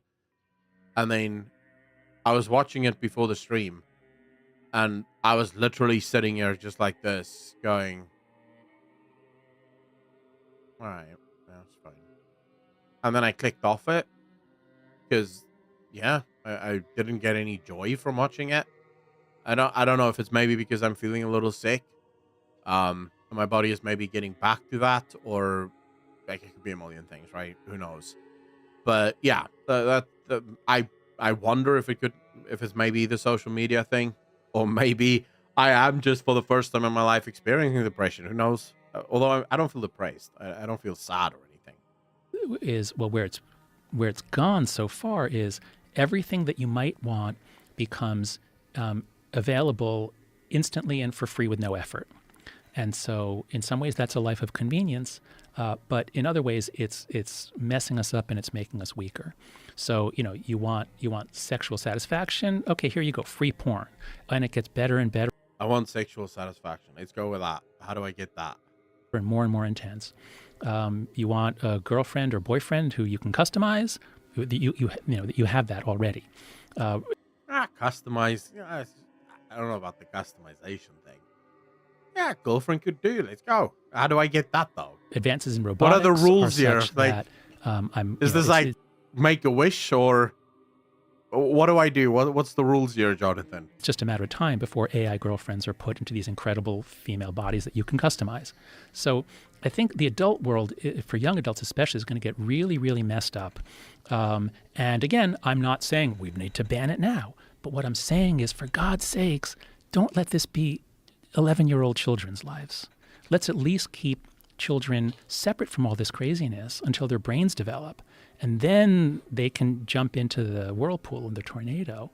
But the fact that our 11-year-old girls are now shopping at Sephora for anti-wrinkle cream or all sorts of expensive skin treatments, this is complete insanity. Yeah. Yeah, this was actually something that bugged me a little bit. I was driving out of my house, going to the shop. This was a few weeks ago. And somewhere in this neighborhood, there's kids that live all over the neighborhood, but particularly there were these 3 girls who were, I don't know where they were walking, but they were walking down the road. And you could clearly see by their bodies, these were not developed girls at all, right? So this is like young girls. We're talking 10, maybe 11. At that sort of age, I would guess. That's sort of the age that I would guess, because it's still that awkward. You guys know what I'm talking about, right? That awkward sort of build. All 3 of them, fully makeup, right? Full makeup. Wearing what I would consider most grown women would be a little bit iffy on wearing, right? Like most grown women I know would be like, yeah, I'm probably not going to wear that in public. And these are young kids. Knowing what we know about predators and the kind of people that live, maybe your neighbor, the fact that there are parents that allow their kids to go outside dressed like that was beyond me, bro. I was genuinely surprised. I just thought to myself, that is not normal. Like, how is that? When I was growing up, the girls my age, at the age of 10, 11, were wearing normal clothes, bro. Like super normal clothes. None of this hypersexualized stuff. Especially at that age, you're so not yet at the age where that shit compliments you. You're awkward. You look awkward. You're in that weird phase in between becoming like no longer a girl, but also not yet a woman. You're not even into puberty yet. Nothing about this is good, right? Nothing about this. If you're a grown woman and you're wearing pants that basically only cover half your ass, at least there's a nice ass to be looking at there.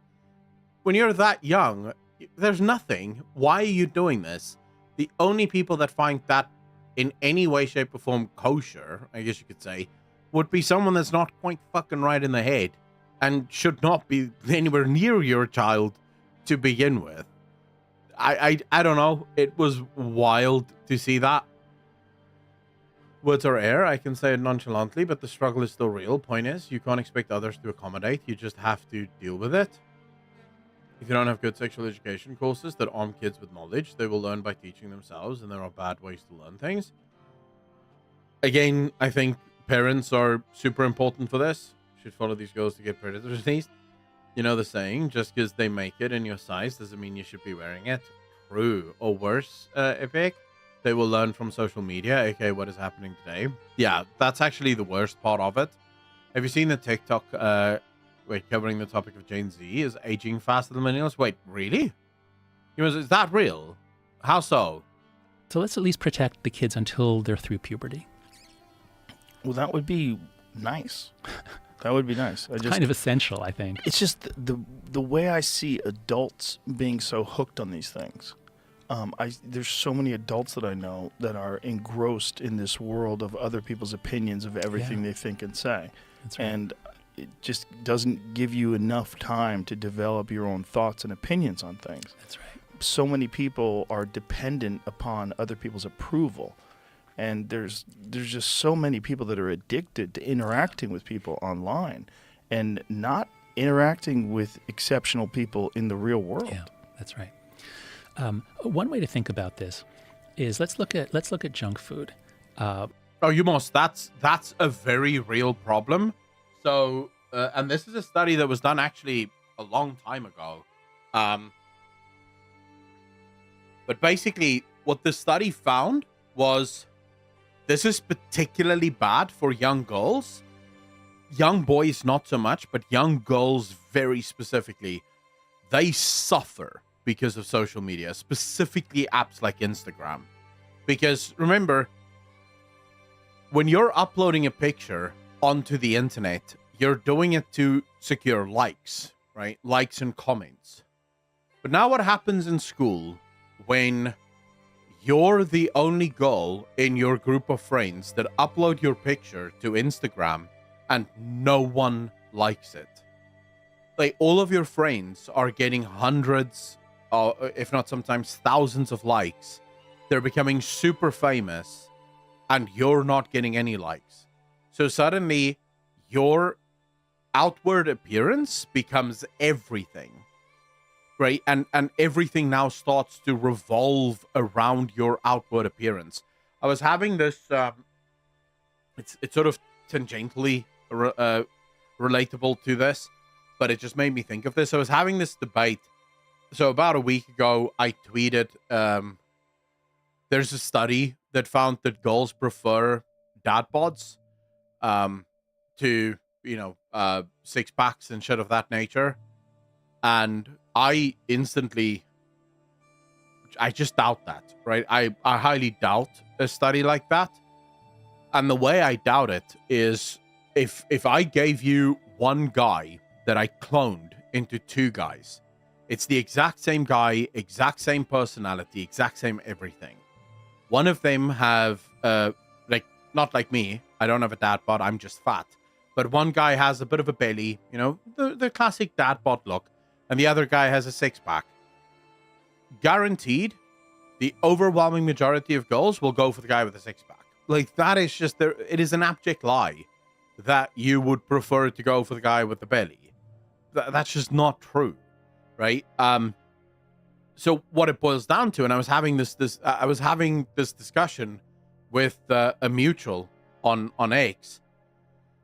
And basically what I derived from this discussion, because she replied and said she prefers guys with dad bods. Now, I'm not necessarily suggesting that she was lying. I don't know the ins and outs of that. But I asked, well, why? And I think what it boils down to, because based on her answers, at least, it boils down to the fact that guys who are heavily into the gym, right? So the gym bros, never work on their personality. They don't work on anything other than the biceps, right? Now, I'm not even talking about weightlifters, or I'm not even talking about bodybuilders, right? I'm just talking about the dudes that stand there and just, pump the muscles. And, she was mentioning how when she goes out, she wants to have treats and she wants her boyfriend to be able to eat the stuff that she eats.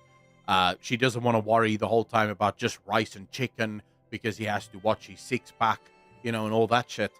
And, this all plays into that, which is it's more the personality. And that's the thing that I think is going wrong so much with young people today.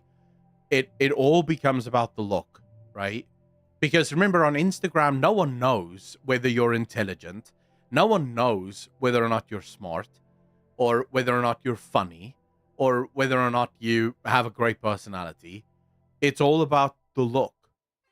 So when you're a young person, makeup and creams and lighting and filters and all these things become super important because you want to get likes too, right? You want to be clicked on and you want to be desired the same way that your friends do. And oftentimes it's not even about the desire of the men that's clicking like on your picture.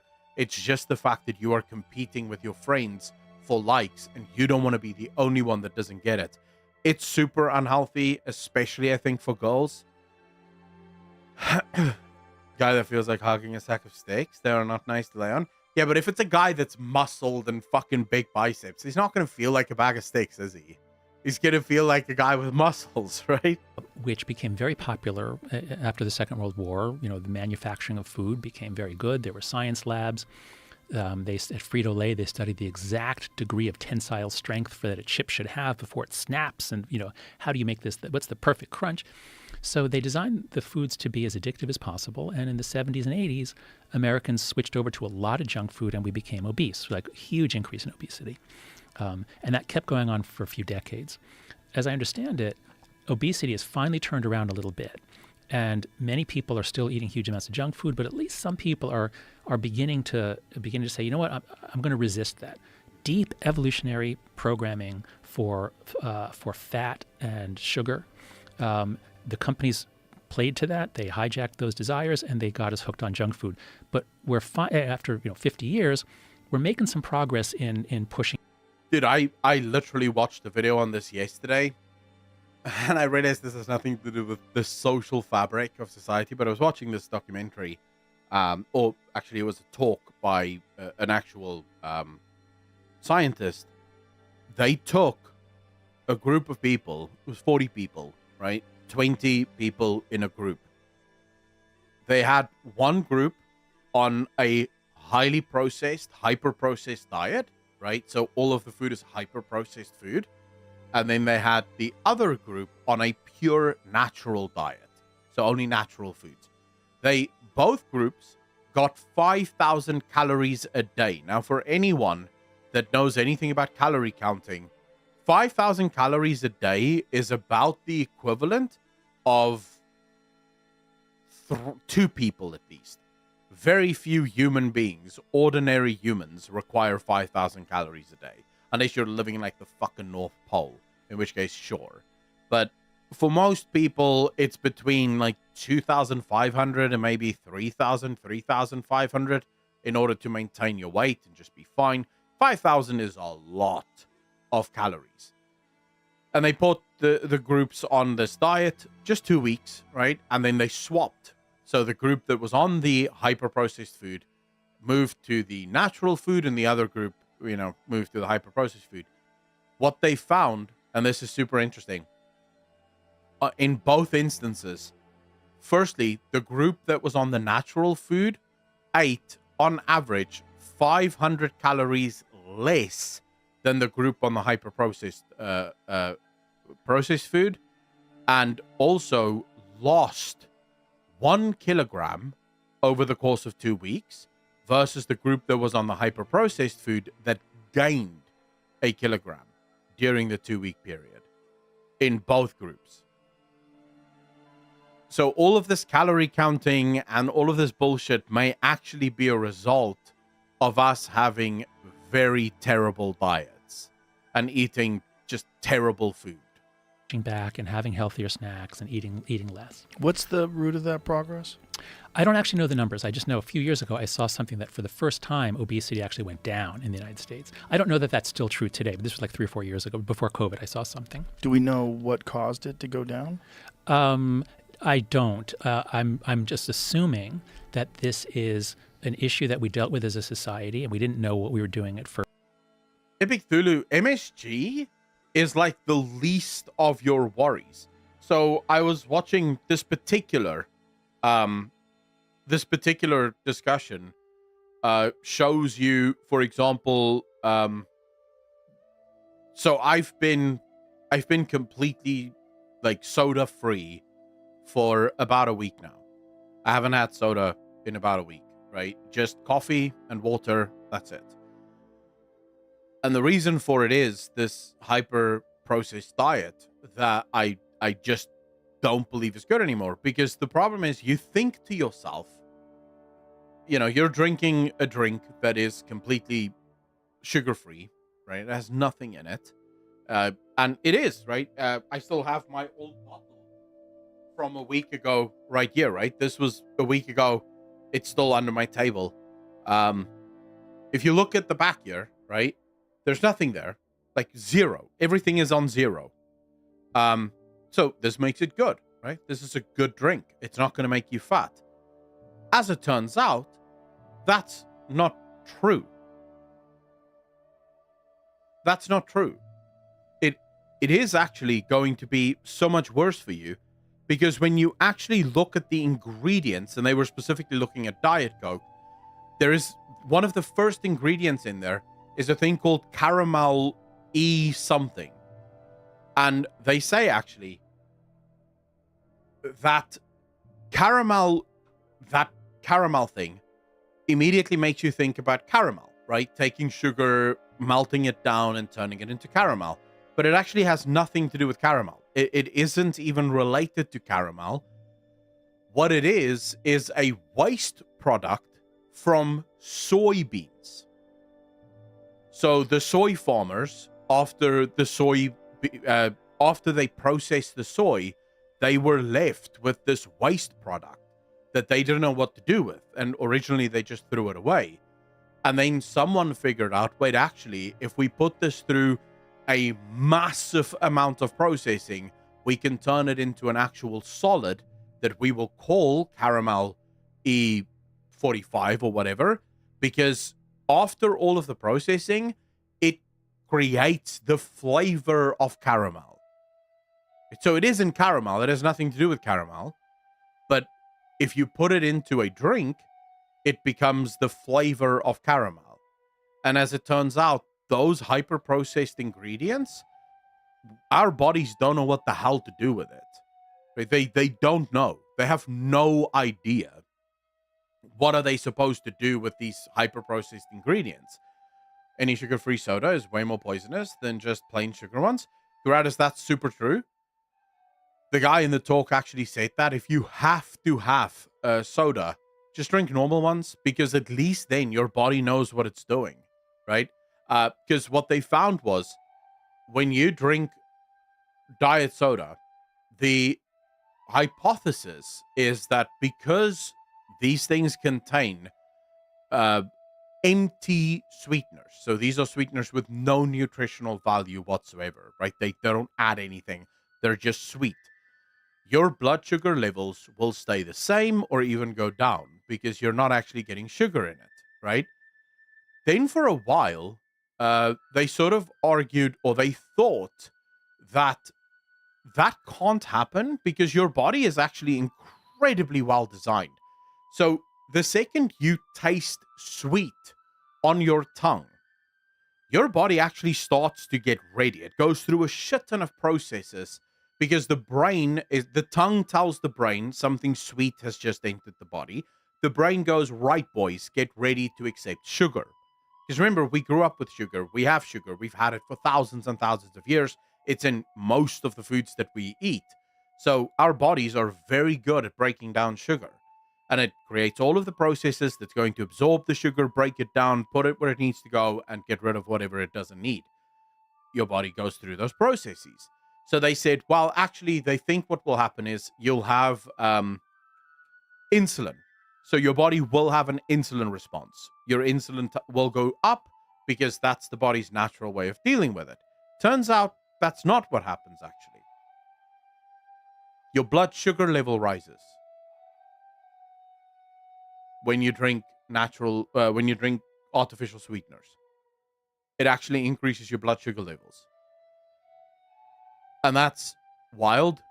It shouldn't, right? There's no sugar. You're not getting any sugar from anything. So why is it increasing the blood sugar levels? Their best working hypothesis right now is that it's a stress response from the body. So basically what's happening, the brain tastes sweetness on the tongue, right? So it's getting ready to accept sugar. The second the drink hits the stomach, the brain goes, something's wrong. I've gotten ready for sugar, but there's no sugar being detected. And so the brain goes, there must be a problem within the system. Like some of our detection methods have gone wrong. And so the cells actually have a stress response where they release sugar into the body. Because remember, glucose is in all of your cells. Your cells are made primarily out of glucose. It's where they get all of their energy. So your cells actually pump a lot of their glucose into the blood so that the pancreas responds and then starts releasing the insulin to fight the blood glucose.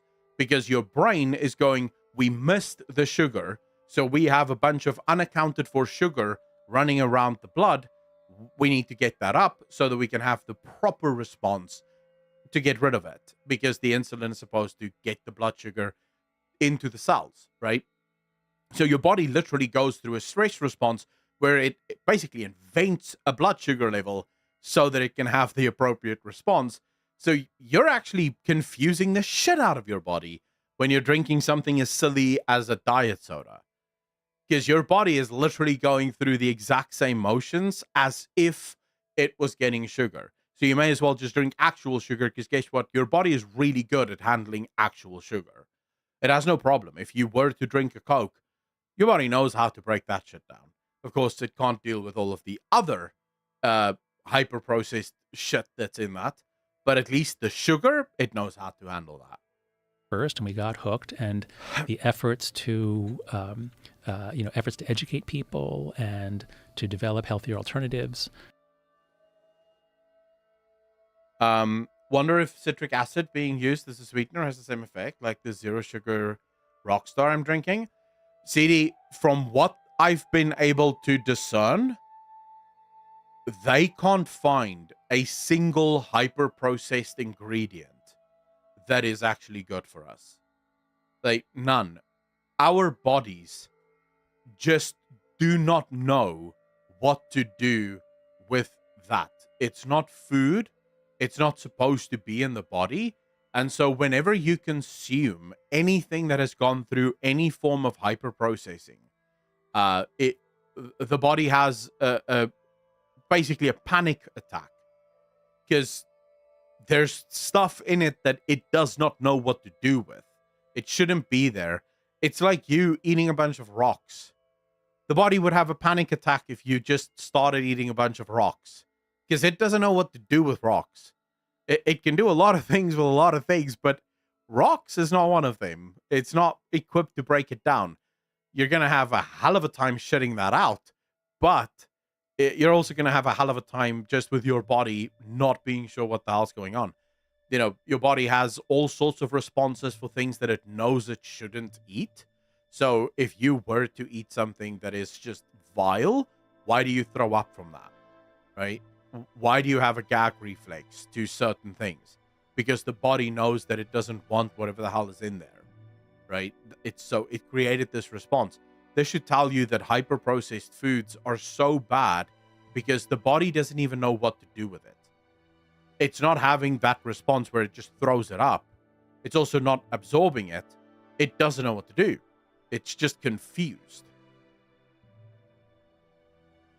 And I think, personally,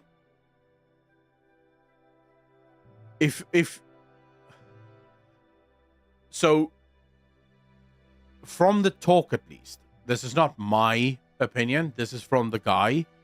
I can't remember his name. I should check it out. I should look it up quickly. Hold up. Let me see if I can find his. Let me see if I can find the video.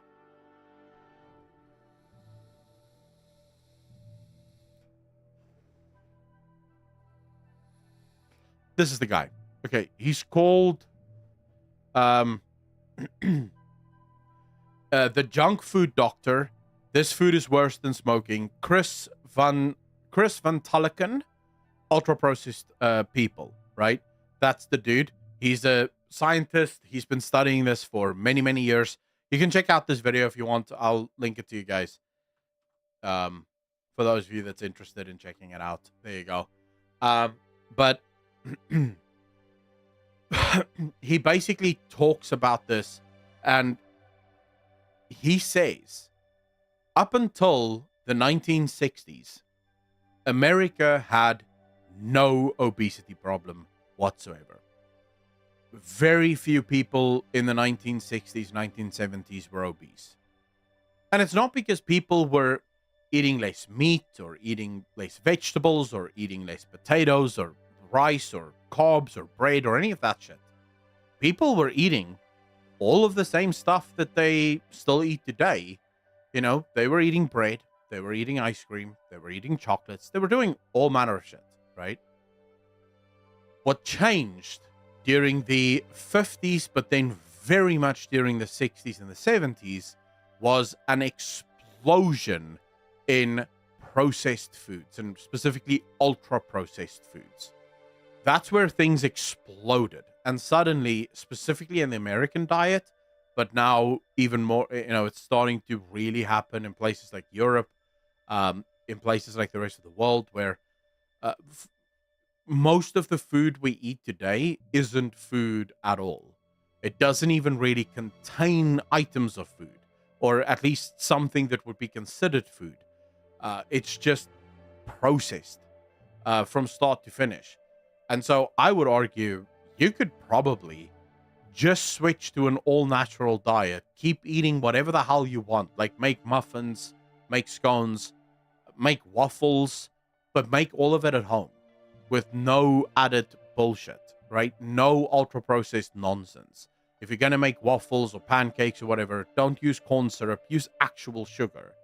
I think you'd lose weight. Like, my personal opinion, I think you'd lose weight.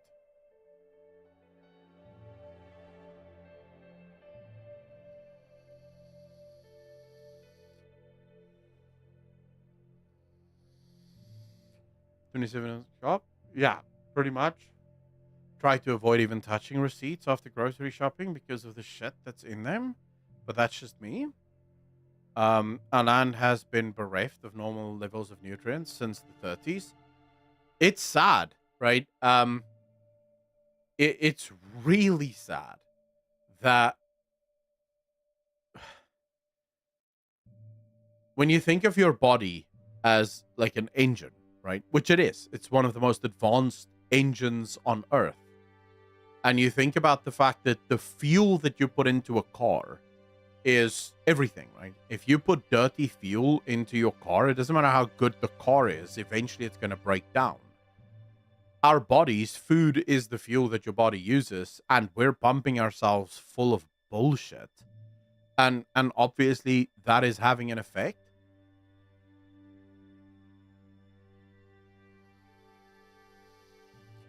Curatus, I'd be surprised if you actually ate as little as you do, right? But it also depends on what are you cooking, right? And how much of shit are you putting into it? Because obviously, if you're cooking for yourself, but you're throwing a shit ton of natural sugar into the food, of course you're going to be fat, right? Sugar isn't good for you.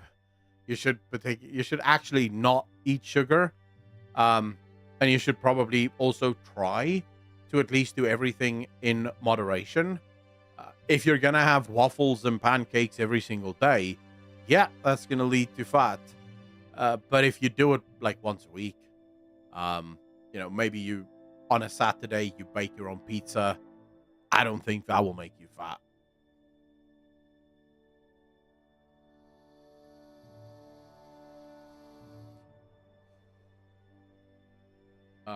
We can't even conceive how powerful our bodies are, dude.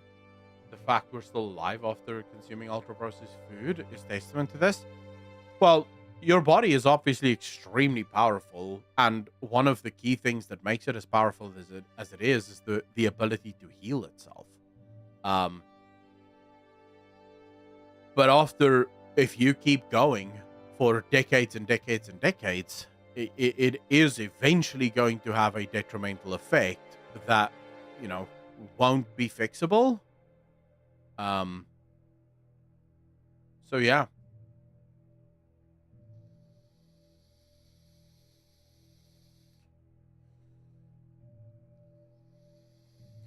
Patches McPatch, there is no shot.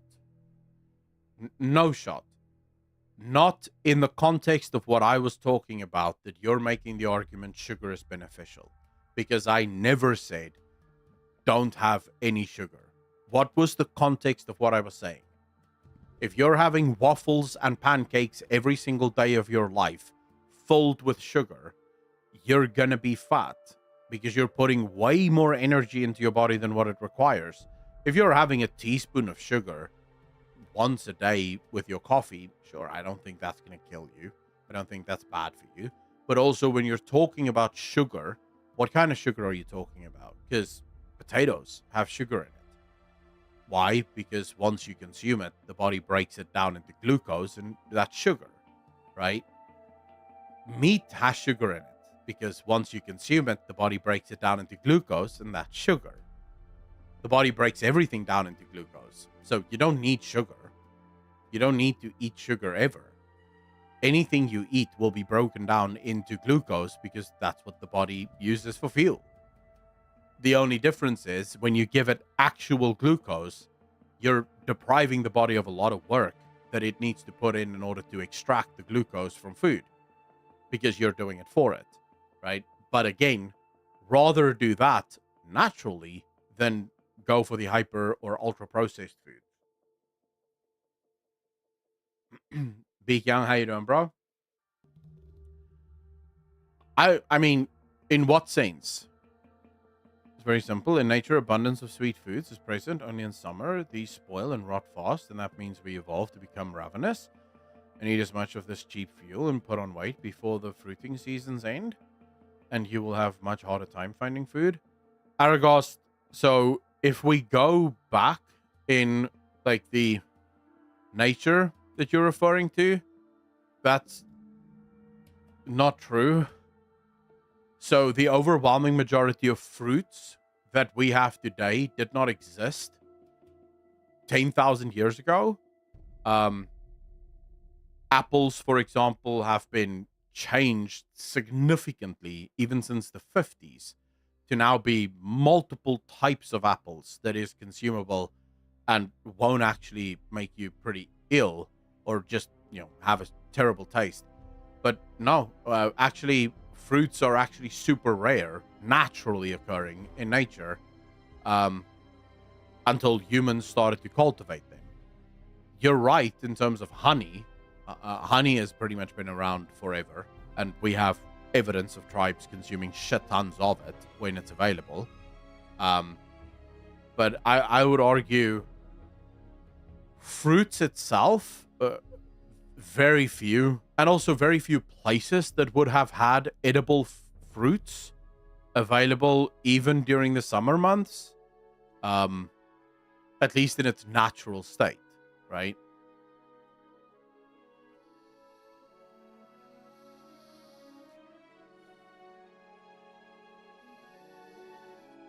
Agree with you that sugar is fine to have with stuff if you're not eating crazy amounts all the time. The other thing that I think is noticeable is when you do have a more natural diet, at least from the times that I've done it, you don't eat as much. It's a lot more filling. If you're having just a meal with like meat and potatoes and carrots and broccoli or whatever, you can't eat nearly as much of that as when you're having a McDonald's burger, Like, taste it next time you go to McDonald's. Get yourself McDonald's. Get enough, right? Get a good meal. eat it, and then see how you feel 4 hours later. You're hungry again. And then make a massive plate of like natural food and consume that shit. And you go, I'm fucking stuffed. And you're usually stuffed for like the best portion of the day. Like the vast majority of the day, you're like, bro, I don't need more food. I'm good. Important to own your weaknesses.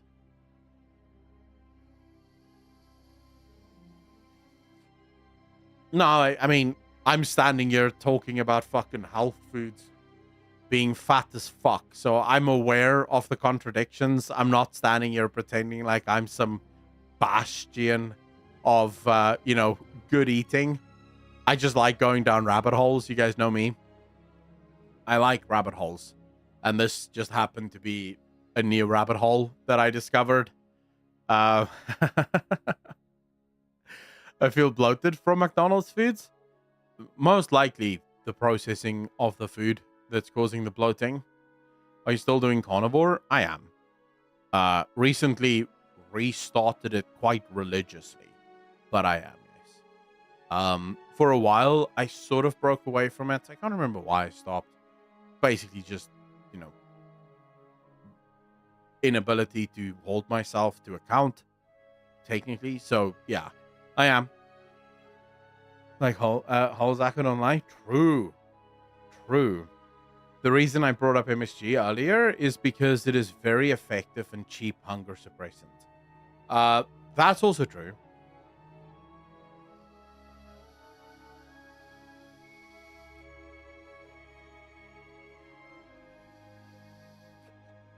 Howard, I mean, I would say find what works for you.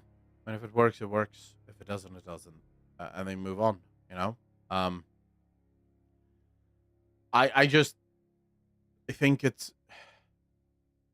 I know how I feel when I eat a shit ton of ultra processed food and you don't feel good.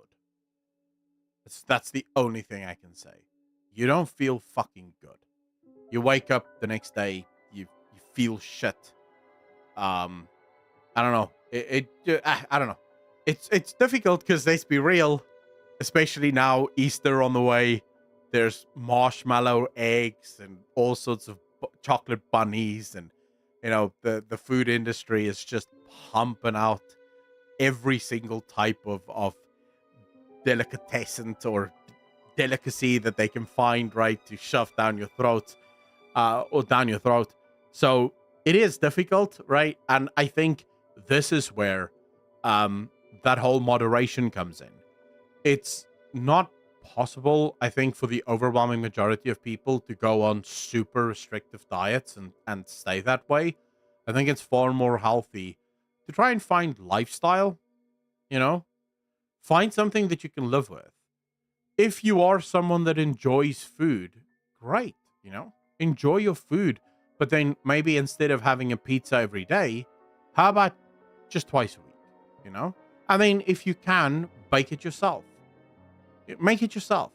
At least that way that there's no ultra processed bullshit in it, and you can control for it, and you can make it as nice as you want with natural ingredients. Rather than, and if you do want to have ultra processed foods, go for it, right? But then also restrict it. Do it once a week, maybe once a month. Have something that is ultra processed.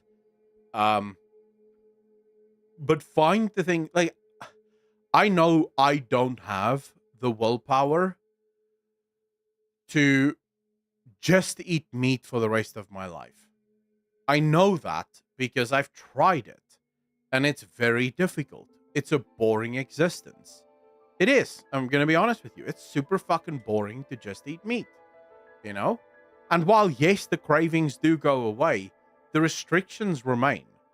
You go out to a restaurant, you have to ask the people at the restaurant, hey, I would like a steak. Could you please make sure that there's no sauce at all on this steak whatsoever? Only salt.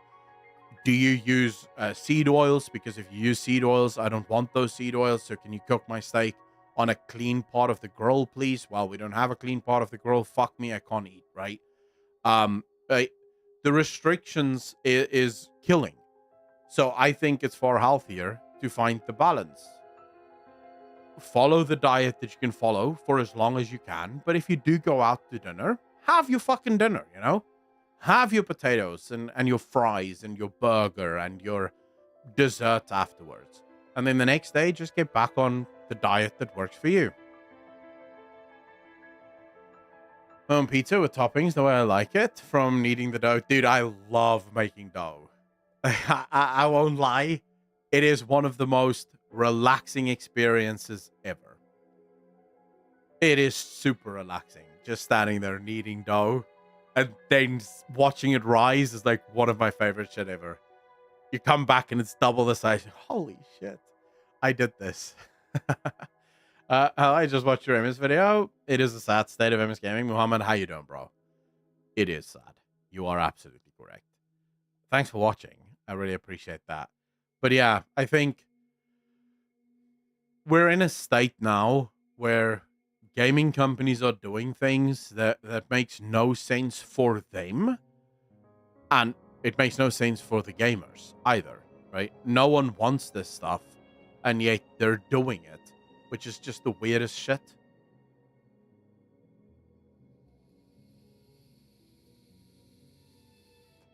So much more healthy in general and keep your sanity. True Beak. It's going into nature and making a fire by your taint equivalent. We were meant to need pizza dough, bro. Dude, I mean, pizza is... I will fight anyone that doesn't believe that pizza is the greatest food item ever invented. You cannot... You are a fucking liar if you claim differently. There is nothing not to love about pizza. It is dough. Everyone likes dough. With a nice tomato sauce. Everyone loves that. With cheese. Who fuck doesn't like cheese? And then whatever other toppings you like, you obviously put that on there because you like it. And it is just the perfect ratio of it as well. Right? The ratios just work.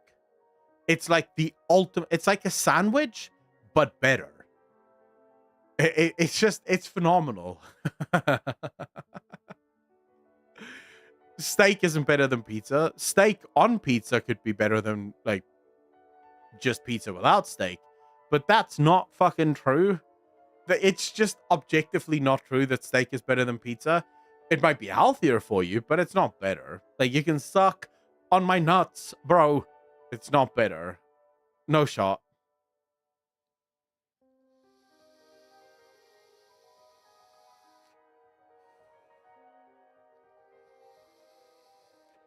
Any culture's grilled cheese variant? I mean, pizza is like a grilled cheese leveled up. Just made better. I take pure meat over pizza any day. Suck on my nuts, bro. Just put it in your mouth and swallow it around a bit. You are a fucking liar. Dude, it's pizza.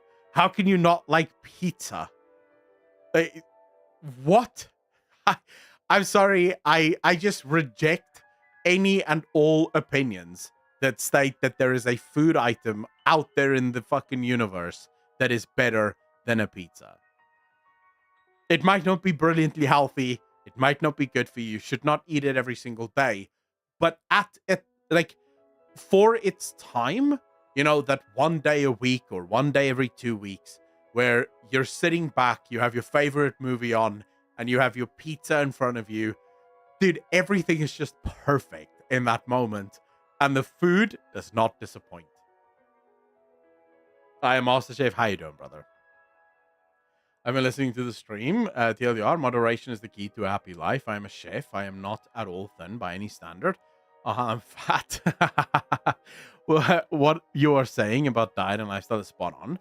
Moderation is key in everything we do in life. I reached 210 kilograms from stress eating due to working in a horrible environment. I'm sorry about that, bro. I started working in the kitchen and I lost 65 kilograms in the first 6 months. Reach a point where you are comfortable with yourself and enjoy life. True. Man, the stove pizza is going to make me break keto. Don't do it, bro. Just don't do it. I have these little bad boys waiting for me for after stream. like nice bit of dried sausage that I'll be having alongside biltong downstairs, also dried meat, and dried bacon also waiting for me downstairs. So by the end of that, if I'm still hungry, I have ground beef and mozzarella that I will be making. Golgoth, how you doing, bro? I'm French. If pizza was the base dish, I would cry. What sad country has pizza as the base dish? Golgoth. Every country. Even you fucking French with your croissants could go suck on my nuts because pizza is the best. What French dish would even come close to competing with pizza? It's no shot.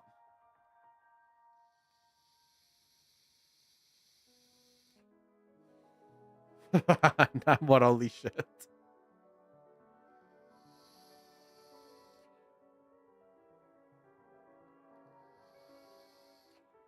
Golgoth, oh please, bro. Look at the French pretending like they know anything about food.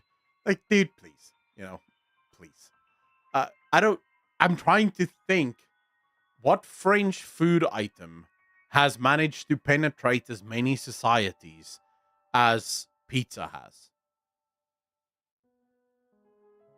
What am I not thinking about? There must be, what's a very popular French food item that is as popular as pizza?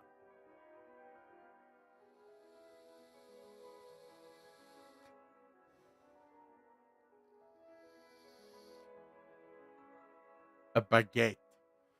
Dude, a baguette is not like, is it more popular than pizza? If you gave people the option between a pepperoni pizza and a baguette, would they actually go for the baguette? I don't think so. And even a croissant. Would people actually go for the croissant before they go for the pizza? Fuck no.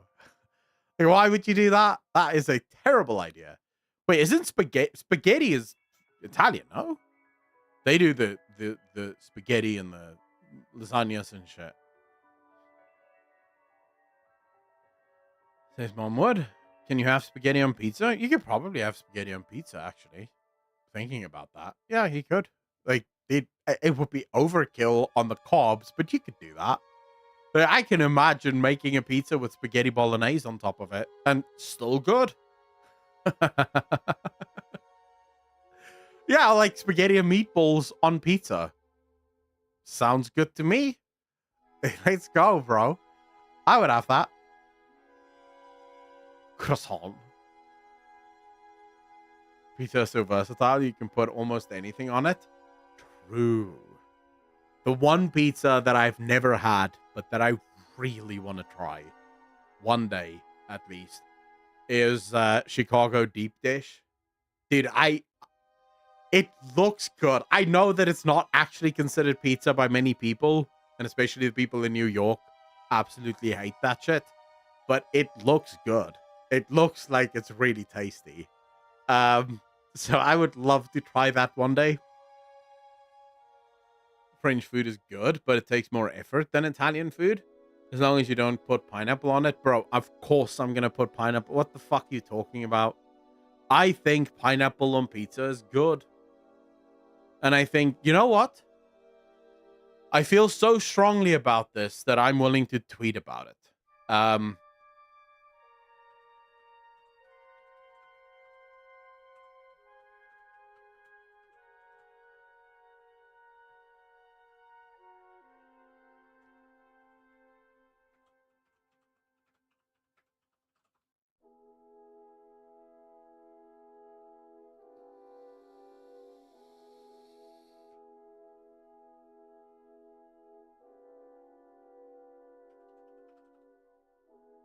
trying to think.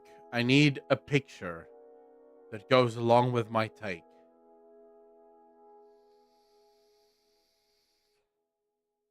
Fuck, man. There's a perfect picture I'm thinking of, but I don't know what the name is of the picture. It's that picture of the dude standing alone and everyone else sitting watching him or looking up at him, having like everyone uses this picture now on X when they have like a hot take. But now I can't, I don't know what I'm supposed to search in order to get that picture. Do you guys know what picture I'm talking about? Skyvery, how you doing? Tacos are way better than pizza. Real tacos, not the bullshit that Skyvery. I think you're having a stroke. You may want to call your doctor. Things are not looking good. From where I stand, at least, you may be at death's door at this point. That's crazy talk. Z, how you doing, bro? Grilled pineapple on pizza, but you need to have the right combo of ingredients to make it really taste great. This is how you have pineapple on pizza. You make a pizza, you put cheese on it, then you put pepperoni on it, and then you put pineapple on it. Bam. There you go. You've got a great pineapple pizza. I don't like ice cream pizza, but I'll still fucking eat it. Dude, someone sent me the picture of the dude standing with his hat in his hand and everyone else looking at him. I want to use that picture. I should have saved it the last time I saw it.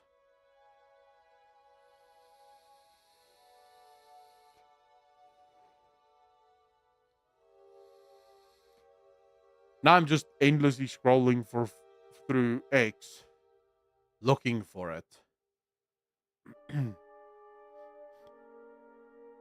Yeah, but you could just have a taco pizza. I've never had, I've never had tacos, so that's where, like, if tacos were really that good, they would be more popular in South Africa. Pizza is super popular in South Africa, so I guess that answers that question. I don't even know where the hell I would go to get tacos here.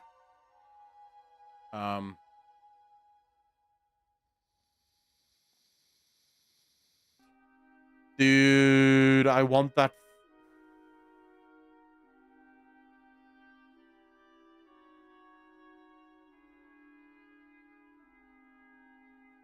Let's try this. Maybe it's the hot take meme.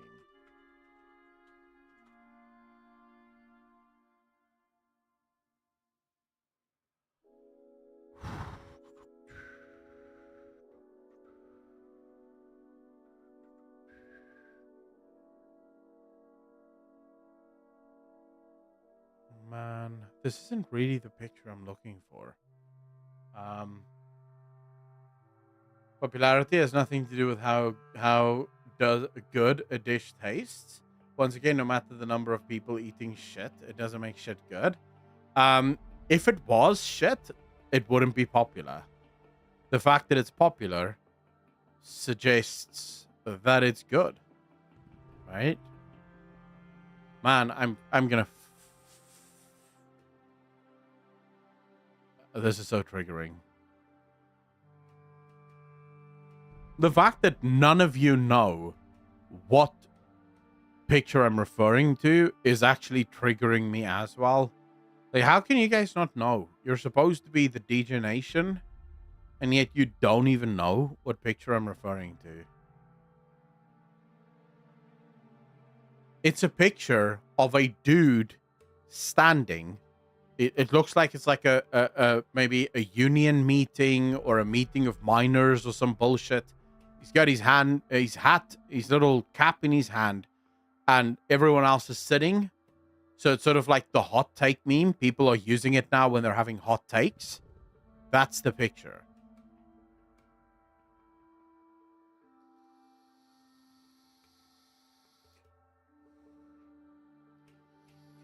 That's the one, Frozen Solid. The City Hall one. I want that picture.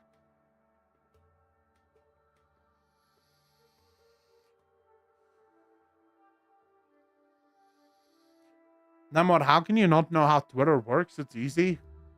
Just lose like 40% of your IQ, I mean, you're good to go. You can use Twitter too.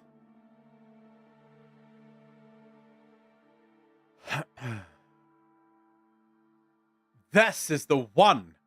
Thank you, Namwad. Thank you. I'm saving this right now, so I never lose it again. Thank you very much. I appreciate you. Now it's back to the top. Massive Chief suicide in the world after them listening at Akalon on this subject. Oh, shit. Well, you're about to see it on my Twitter timeline, or X timeline, or whatever the hell we call this now.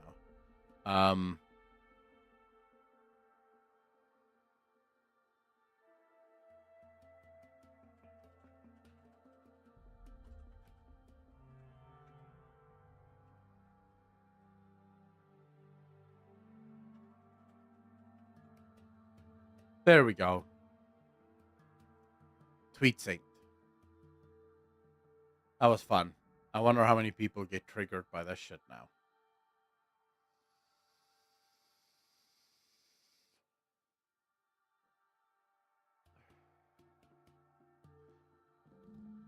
Oh, boys.